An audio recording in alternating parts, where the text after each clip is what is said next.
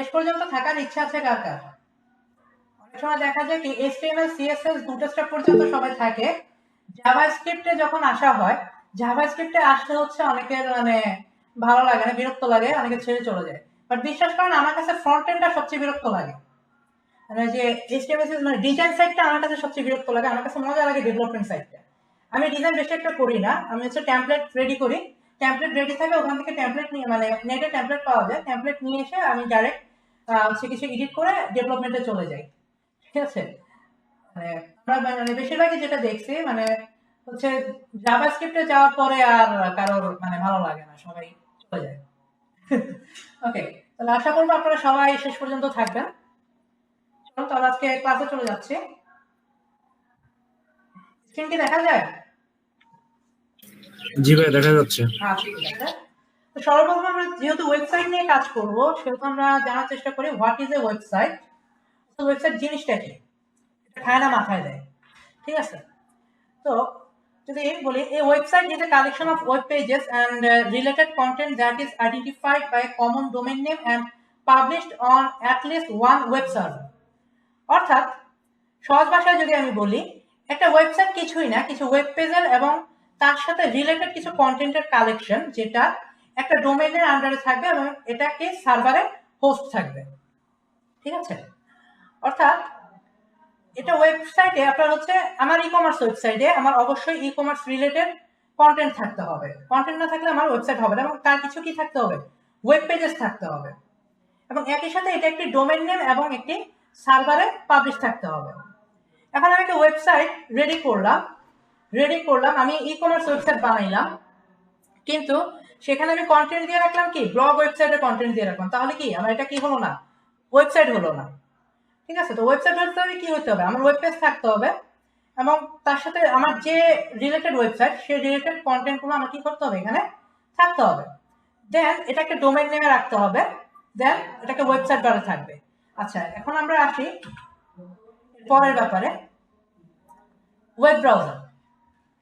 Web browser জিনিসটা কি, আমরা সবাই ইউজ করি গুগল ক্রোম, তারপরে মোজিলা ফায়ারফক্স, অপেরা মিনি, তারপরে মাইক্রোসফট এজ আছে, এরপরে হচ্ছে ব্রেভ আছে, আরো অনেক ব্রাউজার আছে। এখন কথা হলো ব্রাউজার জিনিসটা কি এবং ওর কাজটা কি। যদি আমরা সহজ ভাষায় বলি, a web browser is an application for accessing website and the internet. When a user requests a web page from a particular website, the browser retrieves its file from a web server and then display the page on the user screen. অর্থাৎ আমাদের ওয়েবসাইটগুলো কোথায় থাকে, ওয়েবসাইটগুলো আমাদের একটা সার্ভারে থাকে, হ্যাঁ একটা ওয়েবের একটা সার্ভারে থাকে, সেখান থেকে আমাদেরকে ওয়েবসাইটগুলো কি করা হয়, দেখানো হয়। সাপোজ এটা আমার একটা সার্ভার, ঠিক আছে, মনে করলাম এটা আমার ফেসবুকের সার্ভার, ঠিক আছে, মনে করলাম এটা ফেসবুকের সার্ভার।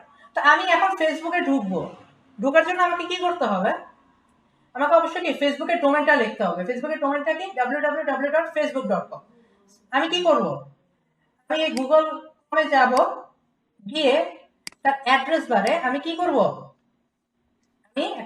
আমি ফেসবুকের ইয়াটা টাইপ করব www.facebook.com। এটা কি করব, আমি টাইপ করলাম। এখন টাইপ করার পরে কি হবে, টাইপ করার পরে আমার এই ব্রাউজার থেকে, এটা মনে করেন আমার কি ব্রাউজার, এই ব্রাউজার থেকে আমার এই ফেসবুকের যে সার্ভারটা আছে সেই সার্ভারের কাছে একটা রিকোয়েস্ট যাবে। এই রিকোয়েস্ট দুই ধরনের হতে পারে, একটা সিকিউর রিকোয়েস্ট, একটা ইনসিকিউর হতে পারে।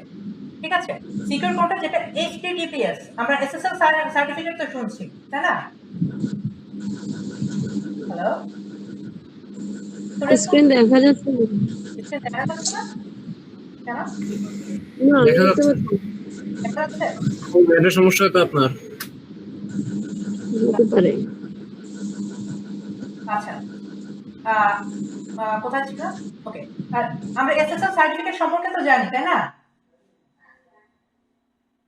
SSL সার্টিফিকেট শুনছি আমরা,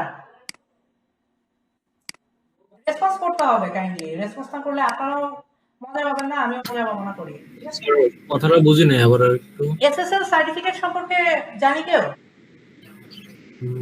না স্যার, এই বিষয়টা তো জানি না। SSL সম্পর্কে জানি না। আচ্ছা, দেখেন আমার ওয়েবসাইটে আমরা যখন একটা ব্রাউজার থেকে একটা রিকোয়েস্ট যাবে, আমি যখন www.facebook.com লিখে ইন্টার প্রেস করলাম আমি আমার ব্রাউজারে, তখন কি হবে, একটা রিকোয়েস্ট যাবে আমার ফেসবুক তো অবশ্যই কি একটা ওয়েবসাইট, এটা একটা সার্ভারে রাখা আছে।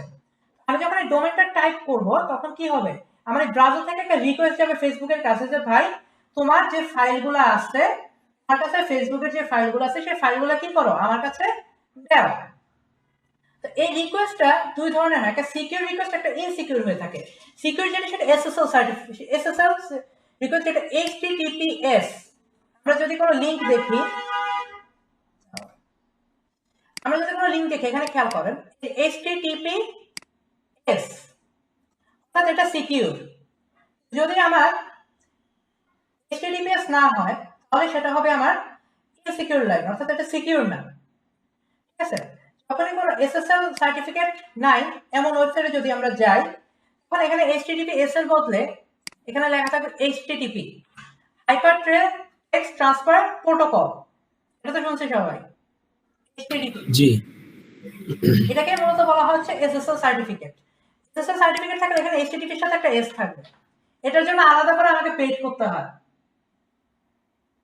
প্রতি বছর, এটার জন্য আমাদেরকে আলাদা করে পেড করতে হয় হচ্ছে আমার হোস্টিং কোম্পানিকে।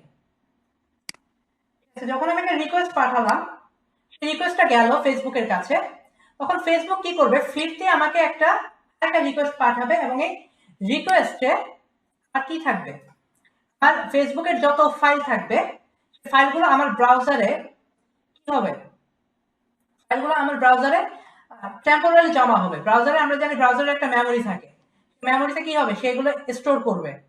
ফেসবুকে যত ফাইল আছে সেগুলোকে সে কি করবে, স্টোর করবে, এবং ওই ওই ফাইলে এইচটিএমএল কোডস আছে, জাভাস্ক্রিপ্ট কোডস আছে, পিএইচপি কোড আছে, এভরিথিং লেখা আছে। সে কি করবে, এই কোডগুলো সে রিড করবে, রিড করে আমাকে সুন্দর করে একটা ওয়েবসাইট আমার জন্য ওটাকে সামনে শো করাবে।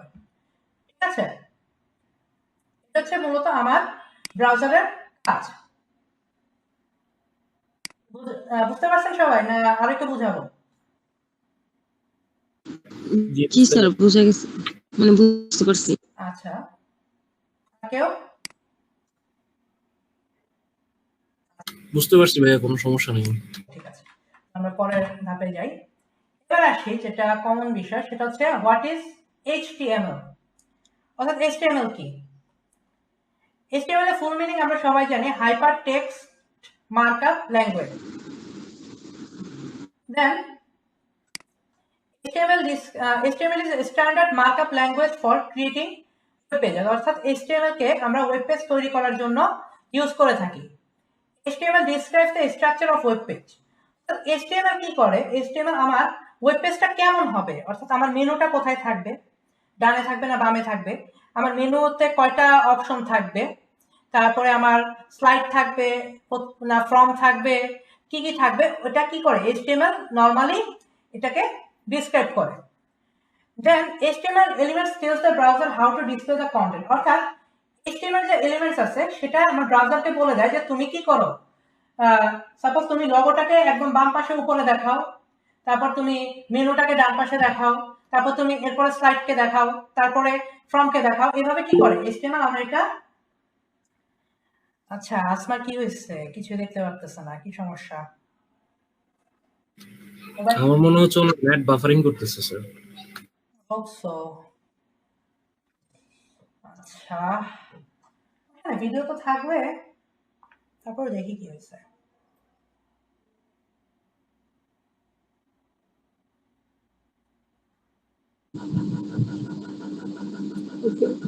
হ্যালো, কি হয়েছে, স্ক্রিন আসে না?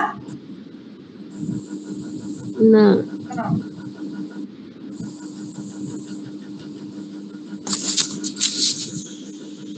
তোমরা মোবাইল থেকে অ্যাক্সেস করো না? করে বাট ওই যে স্ক্রিন দেখা যাচ্ছে না, নেটওয়ার্কের সমস্যা হবে না। এখানে দুটো আইডি আছে কিন্তু আমার এখানে দুটো করছে, একটা হচ্ছে প্রেজেন্টিং আর একটা হচ্ছে আমার নরমাল। ঠিক আছে, দেখা যাওয়ার কথা তো।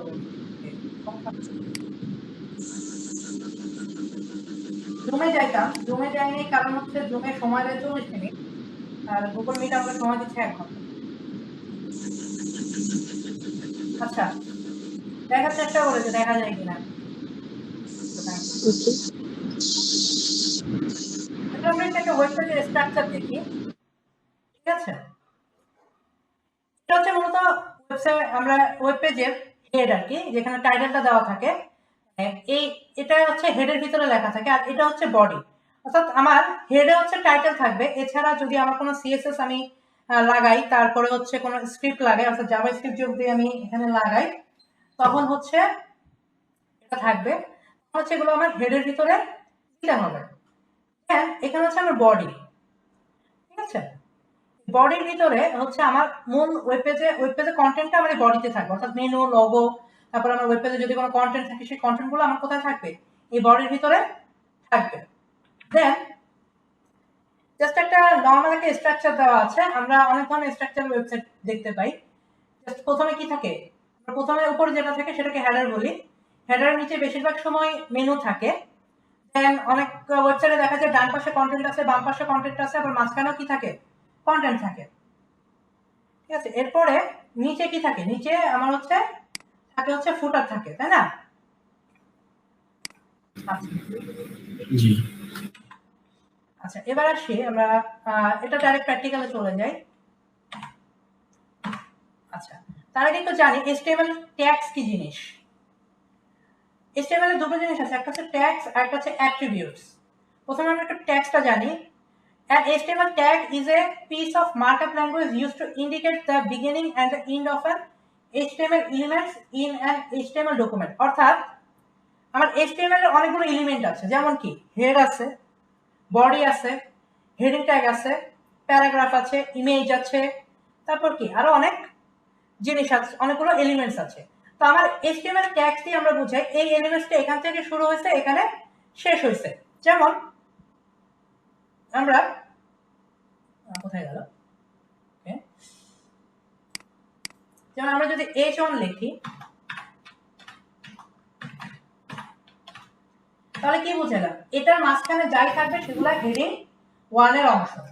অর্থাৎ এই ট্যাগগুলো দিয়ে আমরা কি করি? আমরা বুঝাই যে এখানে এই জিনিসটা আছে, ওখানে এই জিনিসটা আছে, যেটা আমার ব্রাউজারকে বুঝতে সাহায্য করে যে এটা এখানে আমার হেড দেখাইছে, এখানে বডি আছে, বডির এখানে হেডিং আছে, এগুলো কি করে বুঝতে সহায়তা করে।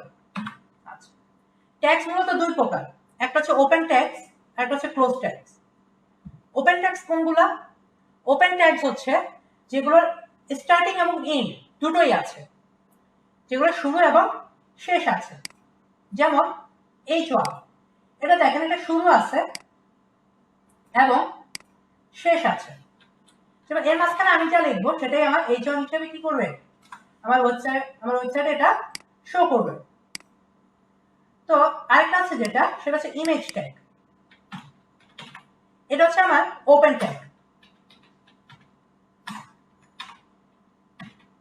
কিছু কিছু মনে পড়তেছে এগুলো দেখে? জি ভাইয়া। আচ্ছা, এটা হচ্ছে আমার ইমেজ ট্যাগ, এটা ওপেন ট্যাগ, এটা ক্লোজ ট্যাগ না, কারণ এটা শুরু আছে শেষ নাই। এরকম আরেকটা কি নাই? এরকম আরেকটা ইমেজ নাই। কারণটা কি?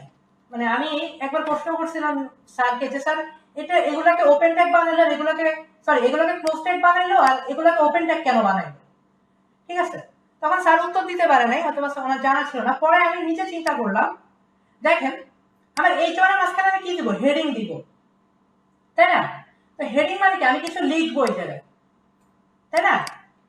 এই লেখা কি আছে? আমার লেখা শুরু আছে এবং শেষ আছে, তাই না? কিন্তু আমার ইমেজের কি দিব? আমি শুধু লিঙ্কটা দিব, আর কিছু দিব না, ঠিক আছে? আমি শুধু এর ভিতরে লিঙ্কটা দিব, তাই এর শুরু এবং শেষ জায়গায় এর শুধু শুরুটাই দিছে, এরপর শেষের আর কোনো কিছু এখানে দেওয়া হয় না। কিন্তু H1টা এবং H1 সহ যত ক্লোজ ট্যাগস আছে, ক্লোজ ট্যাগস গুলো এরকম, এটা মাঝখানে সবকিছু কি করা যায়? লেখা যায়। এটা মাঝখানে আমি যাই লিখবো সেটাই আমার ওয়েবসাইটে শো করবে, ঠিক আছে? আচ্ছা, যাই হোক, এবার আসি ক্লোজ ট্যাগ কোনগুলো তো বললাম, ওপেন ট্যাগস কোনগুলো বললাম, ওকে। এবার আসি অ্যাট্রিবিউটস কি জিনিস। আচ্ছা, An HTML attribute is a piece of markup language used to adjust the behavior or display of an HTML elements. অর্থাৎ HTML attributes হচ্ছে এমন একটা জিনিস যেটা আমার বিহেভিয়ার এবং HTML এলিমেন্টস যেগুলো আছে সেগুলোর বিহেভিয়ার এবং ডিসপ্লে কিভাবে হবে সেগুলোকে কি করে নিয়ন্ত্রণ করে। যেমন অ্যাজ অ্যান এক্সাম্পল আমরা ইমেজের সাথে সোর্স দেখতে পারতেছি। এই সোর্সটা কি? এই সোর্সটা দিয়ে বোঝানো হচ্ছে আমার ইমেজটা কোথায় আছে এটা কি আমরা এখানে লিখে দিব। অর্থাৎ এটার আচরণটা এবং ডিসপ্লেটা কি করলো নিয়ন্ত্রণ করলো। অর্থাৎ এই ইমেজটাকে ডিসপ্লে করানোর জন্য আমার কি করতেছে সোর্স অ্যাট্রিবিউটটা ইউজ করতে হচ্ছে। এরপরে বিহেভিয়ার এখানে কন্ট্রোল করে। অর্থাৎ বিহেভিয়ার যদি আমি বলি, হ্যাঁ H1 একটা আছে অ্যালাইনমেন্ট, অ্যালাইন যদি এটা HTML5 এ ইউজ করা নিষিদ্ধ, অ্যালাইন সেন্টার, ঠিক আছে। এটা দিয়ে বোঝাচ্ছে কি আমার ইয়াটা ডিসপ্লে হবে কোথায় সেন্টারে। আমার যে H1 লেখাটা থাকবে সেটা অবভিয়াসলি কোথায় ডিসপ্লে হবে সেন্টারে, ঠিক আছে। এটা এগুলো হচ্ছে কি একটা অ্যাট্রিবিউট যেটা আমার নিয়ন্ত্রণ করতেছে যে আমার HTML এলিমেন্টসটা কোথায় দেখা যাবে, কোথায় হচ্ছে এটার আচরণটা কেমন হবে। ওকে, তো স্লাইড হচ্ছে এখানে এই পর্যন্তই। তো আপনারা কোন সফটওয়্যার ইউজ করেন ইয়ার জন্য টেক্সট এডিটর হিসেবে? হ্যালো, একটু মতামত জানতে চাচ্ছি সবার, কোনটা ইউজ করা হয়? স্যার ভুলে গেছি। ভুলে গেছে, আচ্ছা। কেউ যদি রানিং থাকে মানে হালকা যদি প্র্যাকটিস করে থাকেন কোনটা ইউজ করছেন, নোটপ্যাড প্লাস প্লাস না visual studio code? VS code না নোটপ্যাড প্লাস? হ্যাঁ, note plus plus. Note plus. আমি নোট প্লাস প্লাসই পড়াবো না, কারণ নোট প্লাস প্লাসের সমস্যা হচ্ছে জি এটা সময় খায়, ঠিক আছে। না আমাদের হচ্ছে প্রথম ভাইয়া প্রথম নোট প্লাস প্লাস ইউজ হইতো, তারপর হচ্ছে ভিজুয়াল স্টুডিও কোডটা ইউজ হচ্ছে। হ্যাঁ, নোটপ্যাড প্লাস প্লাসে হচ্ছে প্রথম দেওয়া হয় কারণ কি মানে এখানে দেখেন আমি যখন HTML5 লিখতেছি আমার অটোমেটিক সবকিছু বানিয়ে দিচ্ছে, কিন্তু নোট প্লাস প্লাসে সেটা হয় না। আমি এটা সবকিছু ম্যানুয়ালি করতে হয় নিজে নিজে। হ্যাঁ, দরকার কি আমার এত টাইম লস করার তো আমার দরকার নেই। বর্তমানে মনে করেন যে আমি বলি আপনাকে আমাদের সব শিখতে হবে না, আমাকে একদম অ্যাডভান্স লেভেল শিখতে হবে না, দরকারই নেই। আমি এই যে একটা জিনিস দেখাই আপনাদের, আমার কোম্পানি আমি যেখানে জব করতেছি তার একটা ইয়া আছে, এইচআর ম্যানেজমেন্ট সিস্টেম আছে যেটা আমি ডেভেলপ করছি লারাভেল দিয়ে। এখানে বিশ্বাস করবেন আমি কিছুই করি নাই বেশি একটা। আমি হচ্ছে আমি জাস্ট চ্যাটজিপিটিকে গিয়ে বলে দিছি যে ভাই আমার এরকম দরকার, তুমি আমাকে কোডটা দাও। তো সে আমাকে বলতেছে এটা এইভাবে হবে, ওটা ওখানে এভাবে হবে। ইভেন আমি যখন কোড ভুল করছি আমি কোড মিলাতে পারতেছি না আমি কোথায় ভুল করলাম, তখন আমি তাকে দেখাই দিয়েছি, তাকে যে কোডটা কপি করে পেস্ট করে দিছে যে এটা আমি ভুলটা কোথায় করলাম, তখন সে আমাকে ভুলটা ধরাই দিছে যে তুমি এই জায়গায় ভুল করছো। এখন অনেকে বলে যে ভাইয়া যে আপনার তো তাহলে তো ডেভেলপারের আমার দরকারই নেই। এটা ভুল, ডেভেলপারের দরকার নেই, এটা ভুল। আমি তো এআই দিয়ে সব করতে পারবো না, এটা ভুল কথা। এআই দিয়ে আপনি সব পারবেন না, কারণ এআই আপনার helping hand, AI just a helping hand. অনেকে ভয় পায় যে এআই এসে তো ডেভেলপারদের ভাত মেরে দিচ্ছে। জি না, এটা ভুল। যারা এই কথা বলে যে এআই এসে ডেভেলপারদের ভাত মেরে দিচ্ছে তারা ভুল বলে। হ্যাঁ, গ্রাফিক্স ডিজাইনে কিছু সেক্টরে একটু পরিবর্তন আসছে, বাট এটা ক্রিয়েটিভিটি হিসেবে ইউজ করা যায়। সাপোজ দেখেন আমি একটা ওয়েবসাইট বানাবো, আমার মাথায় চিন্তা আছে যে আমি এরকম ওয়েবসাইট বানাবো, কিন্তু আমি ফাংশনালিটি গুলো দিতে পারতেছি না, আমার মানে মাথায় কাজ করতেছে না যে ফাংশনালিটি গুলো কিভাবে আমি স্টার্ট করবো। তখন আমি গিয়ে চ্যাটজিপিটির সাথে কথা বললাম যে এটা এইভাবে করবো, তো সে আমাকে সুন্দর করে আমাকে সবকিছু ডিটেলসই বলে দিল, তখন আমি শুরু করতে পারলাম। কিন্তু এখন আমার যদি বেসিকটা না থাকে, আমি যদি বেসিকটা না জানি, যেমন মডেল কাকে বলে, তারপরে কন্ট্রোলার কাকে বলে, ডেটাবেস কি, ডেটাবেসের সাথে কমিউনিকেট কিভাবে করব, একটা টেবিল কিভাবে ওপেন করব, একটা টেবিলের নরমাল কোয়েরি কিভাবে চালাবো, আমি যদি এগুলো না জানি তাহলে কিন্তু চ্যাটজিপিটির হেল্প নিয়ে আমি কিচ্ছু করতে পারবো না, ঠিক আছে। আর হ্যাঁ, অনেকে বলবে যে আমি ইয়ার থেকে দেখে করে ফেলবো, ইউটিউব থেকে শিখে করে ফেলবো। তাই ইউটিউব থেকে শেখা হয় না। ইউটিউব থেকে তারই শেখা যে একদম মানে ফুললি যদি কেউ ডেডিকেটেড থাকে যে আমি শিখে ছাড়বো, তার জন্য ইউটিউব থেকে শেখা হবে। এছাড়া একটা ট্রেনিং সেন্টার ছাড়া শেখা হয় না। কারণ কি, ট্রেনিং সেন্টার থাকলে আপনার অ্যাসাইনমেন্ট থাকবে, একটা কাজ থাকবে, আপনার উপর একটা প্রেশার থাকবে যে না আমার এটা কি করতে হবে, করতে হবে। আমি এটা নিজে দেখছি। দেখেন এই ওয়েবসাইটটা আমরা এটা বানাবো ইনশাল্লাহ যদি সবাই থাকেন। মোটামুটি এখানে সবকিছু দেওয়া আছে, যেমন এমপ্লয়ীদের এখানে ডিটেলস আছে, কোম্পানির ডিটেলসকে অ্যাডমিন থেকে অ্যাড করতে পারবে, এটা অ্যাডমিন সাইটটা। এরপর হচ্ছে আপনার লিভ ম্যানেজমেন্ট সিস্টেম এখানে দিয়ে দেওয়া হয়েছে, কেউ লিভের অ্যাপ্লাই করতে পারবে। এবার অ্যাটেন্ডেন্স ম্যানেজমেন্ট সিস্টেম এখানে আছে, যে কেউ চাইলে এখান থেকে অ্যাটেন্ডেন্স গুলো দেখতে পারে, যে কারো অ্যাটেন্ডেন্স এখান থেকে সরানোর অধিকার আছে, এডিট করতে পারবে। ঠিক আছে, এত ফাংশন আমি যদি নিজে থেকে চিন্তা করে দিতে যেতাম, বিশেষ করে আমি এক মাসে এটা কমপ্লিট করতে পারতাম না। আমি এটা কমপ্লিট করছি 2 সপ্তাহে। হ্যাঁ, যদিও সারাদিন লাগছে, তারপরও 2 সপ্তাহ থেকে আমি কমপ্লিট করছি। আচ্ছা, এখন হচ্ছে যে আমাদের বেসিকটা শিখতে হবে, মাস্ট বি। ঠিক আছে, আচ্ছা, ভিজুয়াল স্টুডিও কোড আছে কার কার পিসিতে? হ্যালো, আছে, এটা সবারই তো আছে মনে হয় ভাইয়া। আসমান আছে? মনে হয় নাই।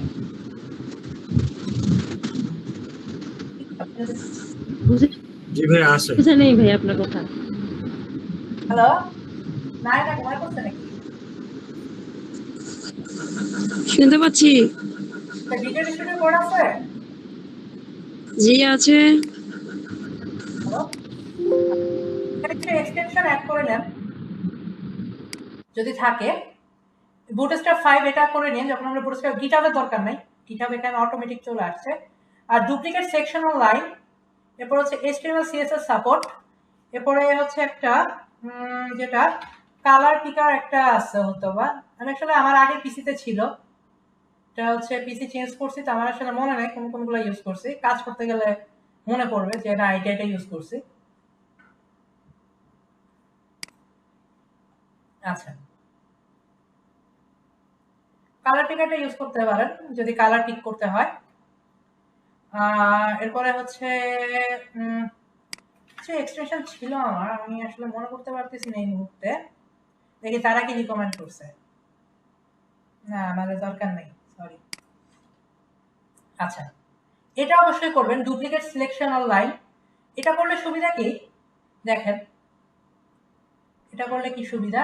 আচ্ছা, আজকে একটা ক্লাসের একটা ফাইল খুলি আগে। Okay, just a minute, just a minute.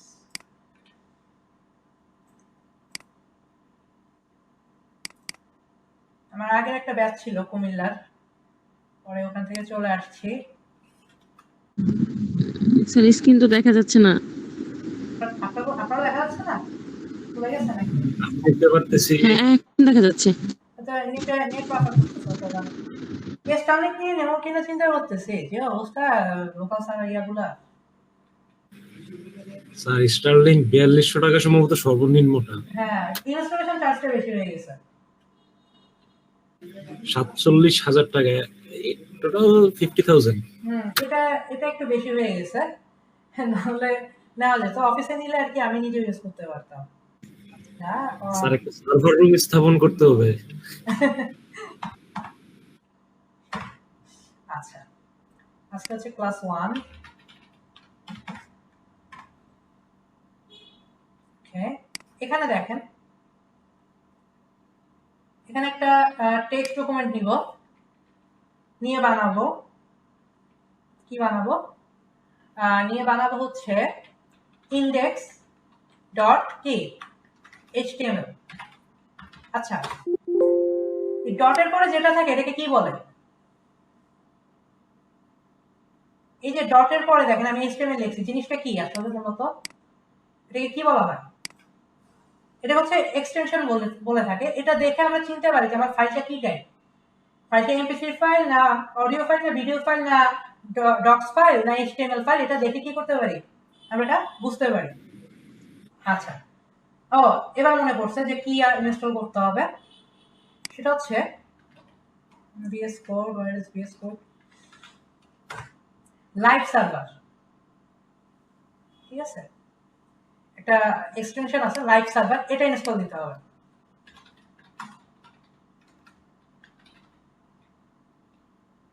কোথায় কোথায়, আসো আসো, এই যে লাইভ সার্ভারটা ইনস্টল দিতে হবে। এটা দিলে সুবিধা কি একটু পরে দেখাচ্ছি, এটা কি কাজ এবং এটা কি সুবিধাটা আমরা এখন দেখাচ্ছি।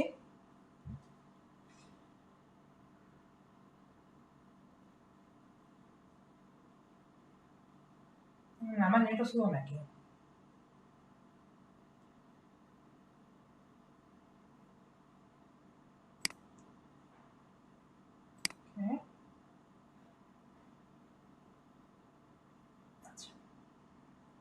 ইনস্টল হইতে থাকুক। দেখেন আমরা ওপেন ফাইল করব না, আমরা একটা ফোল্ডার বানাবো। প্রথমে সাপোজ আপনি ক্লাস 1 নামে একটা ফোল্ডার বানাইলেন, বানায় এটার ভিতরে index.html-টা বানাবেন। বানানোর পরে ওপেন ফোল্ডারে ক্লিক করবেন। ওপেন ফোল্ডারে ক্লিক করে ভিজুয়াল স্টুডিও কোডে এসে ওপেন ফোল্ডারে ক্লিক করবেন, অথবা ওপেন ফোল্ডারে ক্লিক করে আচ্ছা দেখাচ্ছি। ওপেন ফোল্ডারে ক্লিক করে এখান থেকে কোথায় রাখছি কোথায় রাখছি কোথায় রাখছি কোথায় রাখছি কোথায় গেল ভাইয়া স্ক্রিন তো দেখা যায় না। দেখা কেন যাবে না? সবাই কি একই অবস্থা? না ভাই আমি দেখতে পাচ্ছি। শোল ভাই কোনো রেসপন্স নেই। দুই আপু আমার বাসায় চলে আসেন। আমি তো কিছুই দেখি না, জাস্ট জয়েন হয়ে আছি। আপনাদের দুইজনের আমার বাসায় দাওয়াত, চলে আসেন। আচ্ছা ঠিক আছে। ওকে কোথায় রাখছি? ওয়েব ডেভেলপমেন্ট ব্যাচ 2 ওকে ক্লাস 1। আচ্ছা এই যে ফোল্ডারটা আমি এখানে সিলেক্ট করে ওপেন করলাম। ওপেন করার পর yes I trust the objects no problem। এখানে আমি কি করব, একটা HTML স্ট্রাকচার নিব। এই যে HTML5 এটাতে ক্লিক করলে আমার ফুল HTML স্ট্রাকচারটা ইজিলি সে বানিয়ে দিচ্ছে। আমার এত কিছু কষ্ট করে লেখার কোনো প্রয়োজন নেই। এখানে টাইটেলটাকে পাল্টাই দিলাম ক্লাস 1। ঠিক আছে ওকে। তো ক্লাস 1-এ এবার দেখেন আমি লাইভ সার্ভার ইনস্টল দিচ্ছি, তাই না? লাইভ সার্ভারটা কেন ইনস্টল দিলাম, এখানে রাইট ক্লিক করে এই দেখেন open with live server open করলাম। হ্যাঁ ঠিক আছে বুঝছি, কোনো সমস্যা নেই। হ্যালো অ্যাক্সেস, হ্যাঁ ঠিক আছে। এই যে দেখেন আমার এটা আসলো। এবার দেখেন আমি যদি এখানে পরিবর্তন করি কিছু, সাপোজ আমি একটা হেডিং লিখলাম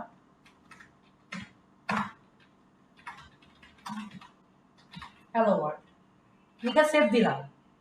এবার খেয়াল করেন কি হচ্ছে ব্যাপারটা, অটোমেটিক কি এটা আপডেট হয়ে গেল। আমি জাস্ট এখান থেকে সেভ করলাম, সে অটোমেটিক কি করলো ওখানে আপডেট করে দিল। এটা হচ্ছে লাইভ সার্ভারের সুবিধা। আর নোটপ্যাডে করলে আমরা কি করতাম, সেভ করতাম, গিয়ে আবার রিফ্রেশ করতাম, তারপরে হচ্ছে কি হতো ওইটা আসতো, যেটা এখন এই খেলাটা নাই। আচ্ছা অটো সেভের কোনো অপশন আছে কিনা? আচ্ছা অটো সেভ দরকার নেই, অটো সেভ হলে আমার আছে। আচ্ছা আরেকটা আমরা এক্সটেনশন দিয়েছিলাম, সেটা হচ্ছে ডুপ্লিকেট। এটা সুবিধা কি, আপনি যদি মনে করেন আমি এই লাইনটাকে আবার লিখবো, দেখা গেলো আমার হেডিং লাগতে পারে 6টা বা 7টা। এখন আমি কি 6টা বারবার লিখবো? আমার হ্যাঁ কাম নাই 6টা আমি বারবার লিখতে যাব। তো এটাকে কার্সরটাকে এটা লাস্টে নিয়ে আসলাম, যে লাইনটাকে আমি ডুপ্লিকেট করতে চাচ্ছি তার লাস্টে আমি এটাকে কি করলাম নিয়ে আসলাম। দেন কন্ট্রোল ধরে ডি চাপ দিলে আমার এই সেম লাইনটা হুবহু ডুপ্লিকেট হয়ে যাচ্ছে। ঠিক আছে, এটা হচ্ছে আমার এই যে আমি যে এক্সটেনশনটা দিছিলাম, যেটা আমি ইনস্টল করলাম ডুপ্লিকেট সিলেকশন অন লাইন, এটা আমার রাখার দরকার নাই, ওকে ডিসেবল করে দিই। ওকে আমার দরকার নেই, এটাও দরকার নেই, আমার গিটহাবের কোনো প্রয়োজনই নাই। আচ্ছা আচ্ছা ওকে ডান। এটা তো আমরা কি করলাম, দেখেন একটা পদ্ধতিতে আমরা এটাকে ওপেন করলাম। কোন পদ্ধতি? আমরা এখান থেকে ভিজুয়াল স্টুডিও কোড লিখলাম, লিখে আমি কি করলাম ওপেন ফোল্ডারে গেলাম, গিয়ে তারপরে কি করলাম আমরা হচ্ছে এই ফোল্ডারটাকে ওপেন করলাম। আরেকটা পদ্ধতি আছে যেটা আরো ইজি। কি পদ্ধতি? আপনি এই ফোল্ডারটাকে ওপেন করলেন, ঠিক আছে, আপনার ভিজুয়াল স্টুডিও পড়ে যাওয়ার কোনো দরকার নেই। এখানে সিএমডি বা পাওয়ারশেল ওপেন করেন। সিএমডি বা পাওয়ারশেল তো আমরা জানি কি, এটা সিএমডি কি, সিএমডি জানি আমরা। ক্লিকে কাজ করে যেটা, সিএমডিটা হচ্ছে কি আমার যে হচ্ছে অনেক সময় কাজ করা লাগে, আইপি চেক দিতে গেলে হচ্ছে ঢোকা লাগে, অর্থাৎ যেটা হচ্ছে কমান্ড প্রম্পট আমরা যেটাকে বলি, যেটা তো কমান্ড। কমান্ড প্রম্পটটা উইন্ডোজ এক্সপি তে ছিল, উইন্ডোজ এক্সপি বা ওই টাইপ ওল্ড ভার্সন গুলো। ওল্ড ভার্সন গুলোতে ছিল আপনার হচ্ছে শুধু ইয়া ছিল আর কি, কমান্ড টাইপ ছিল, ইউআই ছিল না, কোনো গ্রাফিক্যাল ইউআই ছিল না, ইউজার ইন্টারফেস গুলো খুব হার্ড ছিল। তো এখান থেকে আপনি সিএমডি টা ওপেন করবেন। সর্বপ্রথম হচ্ছে অ্যাপল নিয়ে আসে, হচ্ছে গ্রাফিক্যাল ইন্টারফেস। মাইক্রোসফট আনেনি, মাইক্রোসফট অনেক পরে আনছে। প্রথম নিয়ে আসছে হচ্ছে অ্যাপল, কত সাল আমার ঠিক মনে নেই।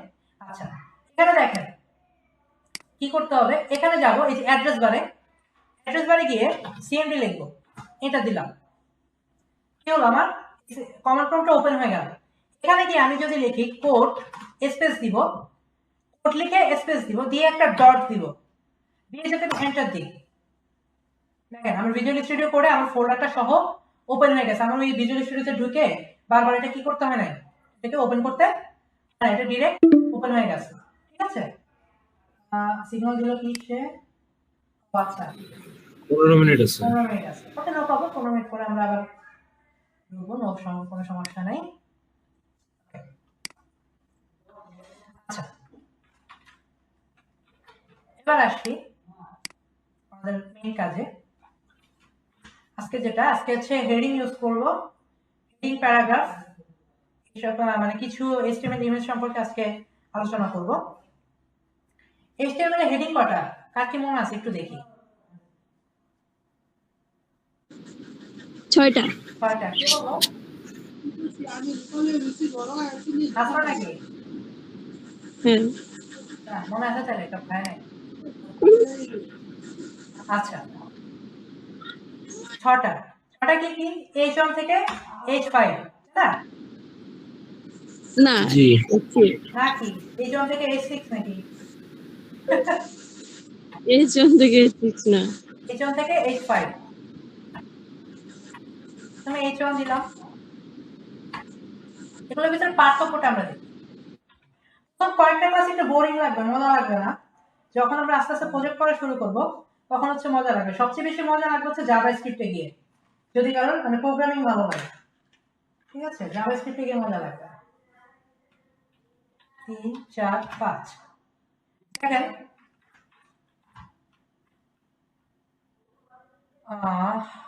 আচ্ছা এটার জন্য মনে হয়, এটার জন্য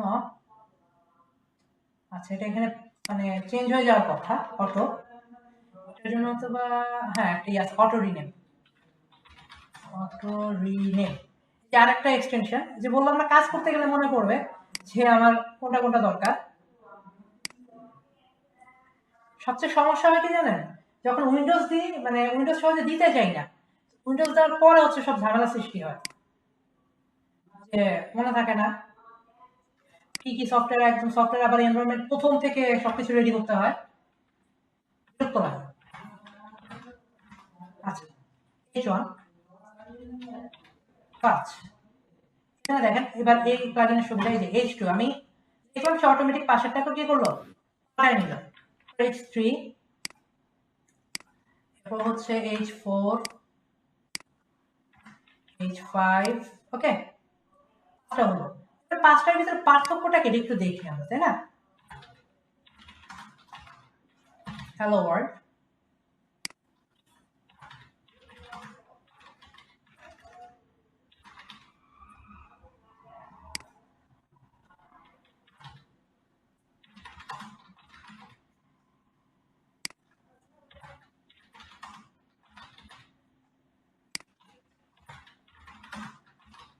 হ্যালো ওয়ার্ল্ড, ঠিক আছে, সেভ দিলাম। সেভ দিয়ে এটা অলরেডি আমার মনে হয় ওপেন করা আছে, ওপেন ক্লাস হবে, ইয়েস। আমি যদি এটাকে এখন রিফ্রেশ দিই, এটা আসবে না, কারণ আমি ক্লোজ করে দিছি। এখন নতুন করে আবার ওপেন উইথ লাইভ সার্ভার, এখন কথাটা আসলো না কেন বলতে পারবেন কেউ? কারণ এটা আমাদের পূর্বের ইয়েতে ওপেন ছিল, হ্যাঁ, সার্ভার। আগে হচ্ছে ভিজুয়াল স্টুডিও কোড ওপেন ছিল, আমরা নতুন করে যখন আমরা ওপেন করলাম তখন আবার তাকে কি করতে হবে, চেঞ্জ করতে হবে। আচ্ছা, এবার আমরা একটু দেখি পার্থক্যটা কি। প্রথমটা একদম অনেক বড়, দ্বিতীয়টা একটু ছোট, তারপরটা আর একটু ছোট, তারপরটা আরো ছোট, তারপরটা কি আরো ছোট। বর্তমানে HTML এর যে ভার্সনটা চলে সেটা হচ্ছে HTML5, আর ওয়েবের ভার্সন কত চলে? ওয়েব 3 আসছে, এখন 3.0 চলে আসছে। কিন্তু আগে আমরা মানে এতদিন ছিলাম ওয়েব 2.0, এখন কিন্তু ওয়েব 3.0 চলে আসছে, যেটা হচ্ছে কি ব্লকচেন বা হ্যাঁ ব্লকচেন দিয়ে করা হয়, তাই না? আমরা এসব ব্যাপারে খোঁজখবর কি রাখি? সত্য কথা হচ্ছে আমরা অনেকটা আউটডেটেড, ঠিক আছে? বাইরের বিশ্বের তুলনায় আমরা অনেকটা আউটডেটেড এখনো, হচ্ছে আমরা ওইভাবে টেকনোলজির ব্যাপারে আপডেটেড না। আমি বিএসসি করতেছি, বিএসসি তে করে কি আমার কম্পিউটারে প্র্যাকটিস করে খাতায় প্রোগ্রাম লেখা। আরে এটা কোন ধরনের কথাবার্তা? কি মানে খাতায় প্রোগ্রাম লিখলে কি আমার সফটওয়্যার চলবে? খাতায় লিখতে হবে? মানে বিরক্তকর অবস্থা। মানে এখনো আমাদের সিলেবাস গুলো ওইভাবে আপডেটও করে নাই। যাই হোক, সময় কতক্ষণ আছে? আর 11 মিনিট আছে। ওকে, হ্যালো ওয়ার্ল্ড গেল। আচ্ছা, আমরা হেডিং এর পার্থক্যটা তো বুঝলাম। জি। আচ্ছা, এবার আসি প্যারাগ্রাফ। প্যারাগ্রাফ প্যারাগ্রাফ কি? হেডিং এবং প্যারাগ্রাফের ভিতরে পার্থক্যটা কি? হেডিং হচ্ছে আমার, সাপোজ আমি একটা কিছু লিখবো, সাপোজ আমি কি লিখতেছি, মনে করেন আমি একটা নিউজ পেপারের ওয়েবসাইট বানাবো, তো একটা নিউজ পেপারে কি থাকে? হেডিং থাকে, হেডিং এর নিচে কি থাকে? ডিটেলস থাকে। তো একটা হেডিংটা আমরা মূলত টাইটেলের ক্ষেত্রে ইউজ করি। মনে করেন কোনো কিছু লিখবো, কোনো একটা বিষয়ের ক্ষেত্রে লিখবো, সেখানে টাইটেল দিতে হবে। তো টাইটেলের ক্ষেত্রে আমরা কি ইউজ করি? আমরা H1 টা ইউজ করি, আমরা সরি আমরা হেডিংটা ইউজ করি। আর টাইটেলের পরে যে ডেসক্রিপশন গুলো লিখবো সেটা ক্ষেত্রে আমরা P ইউজ করি, অর্থাৎ প্যারাগ্রাফ ট্যাগটা ইউজ করি। ও আরেকটা এক্সটেনশন নিতে পারেন, সেটা হচ্ছে ডামি টেক্সট জেনারেটর, ঠিক আছে? এটার কি কি লাভ? আমরা লোরাম ইপসাম দেখছি না, যখন প্র্যাকটিস করতাম ডামি টেক্সট লোরাম ইপসাম ছিল। হ্যাঁ হ্যাঁ। এটা আমরা এখানে অটোমেটিক জেনারেট করতে পারবো। আমি যদি এখন লোরাম লিখি, এই আচ্ছা আমাকে অটোমেটিক সে কি করতেছে? জেনারেট করে দিচ্ছে। ওকে, ক্লাস 8 পিস হইতে পারে, ঠিক আছে? হতে পারে আমি এক ক্লাসে 2 ক্লাসের পড়াও পড়ায় ফেলতে পারি, কোনো সমস্যা নেই, ঠিক আছে? যদি আমাদের ক্লাস আপনারা যদি নিতে পারেন, আমি আমার দিতে কোনো সমস্যা নাই, আমরা আগাইতে পারবো যত দ্রুত। মানে আপনারা যদি দ্রুত আগাতে পারেন তাহলে হচ্ছে আমরা প্রজেক্টের সংখ্যা বাড়াইতে পারবো, ঠিক আছে? ওকে, ওকে, এবার আমরা যদি দেখি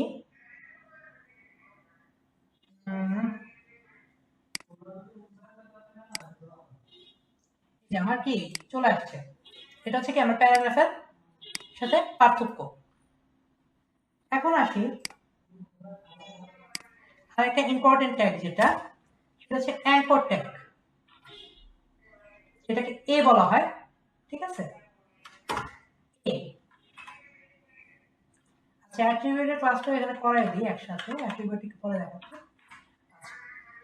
অ্যাঙ্কর ট্যাগ দিয়ে কি করে? অ্যাঙ্কর ট্যাগ দিয়ে হচ্ছে আপনার কোনো কিছুর সাথে আমি লিংক করাতে পারি। এখন লিংক হতে পারে আমার বাহিরের কোনো ওয়েবসাইটের সাথে আমি লিংক করাতে পারি, হতে পারে আমার হতে পারে আপনার আমি কি বলি চলো, হতে পারে আমি আমার নিজের পেজের ইন্টারনাল লিংকও আমি কি করতে পারি? করাইতে পারি, ঠিক আছে?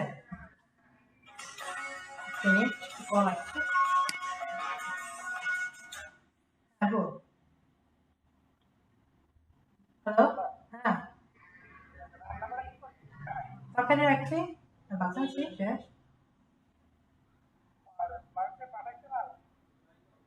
মানব তো অ্যাড্রেসটা নিল, নিয়ে কোনো তো পাঠাইতেছি, এরপর তো আমার কিছু বলবো না।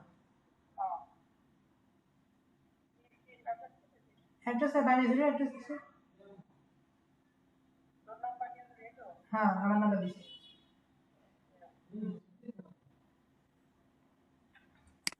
হ্যালো, আছেন সবাই? জি ভাইয়া আছে। এটা দিয়ে কি করা হয়, এটা দিয়ে হচ্ছে আমার লিংক করা হয়, আমি এক্সটার্নাল লিংকও করতে পারি, ইন্টারনাল লিংকও করতে পারি। সাপোজ এখানে যদি আমি গুগলের লিংকটাকে নিয়ে আসি,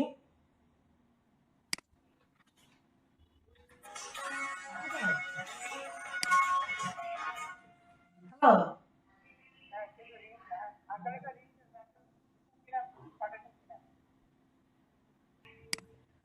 আমি একটু ফোন করে নিই, একটা জরুরি ফোন করে নিই, আমি একটু আসছি। হ্যালো, আছেন সবাই? জি ভাইয়া আছি। হচ্ছে মানে ইউপিএস আনাচ্ছি ঢাকা থেকে, তো একটু ওখানে একটু ফোন দিলাম। কারেন্টে যে ডিস্টার্ব করে মানে বলার বাইরে, ভালো জায়গা থেকে আমি উল্টা জায়গায় আসছি, আমি ভালো ছিলাম। সাপোজ আমি আমাদের ওয়েবসাইটের সাথে যদি এটাকে লিংক করতে চাই,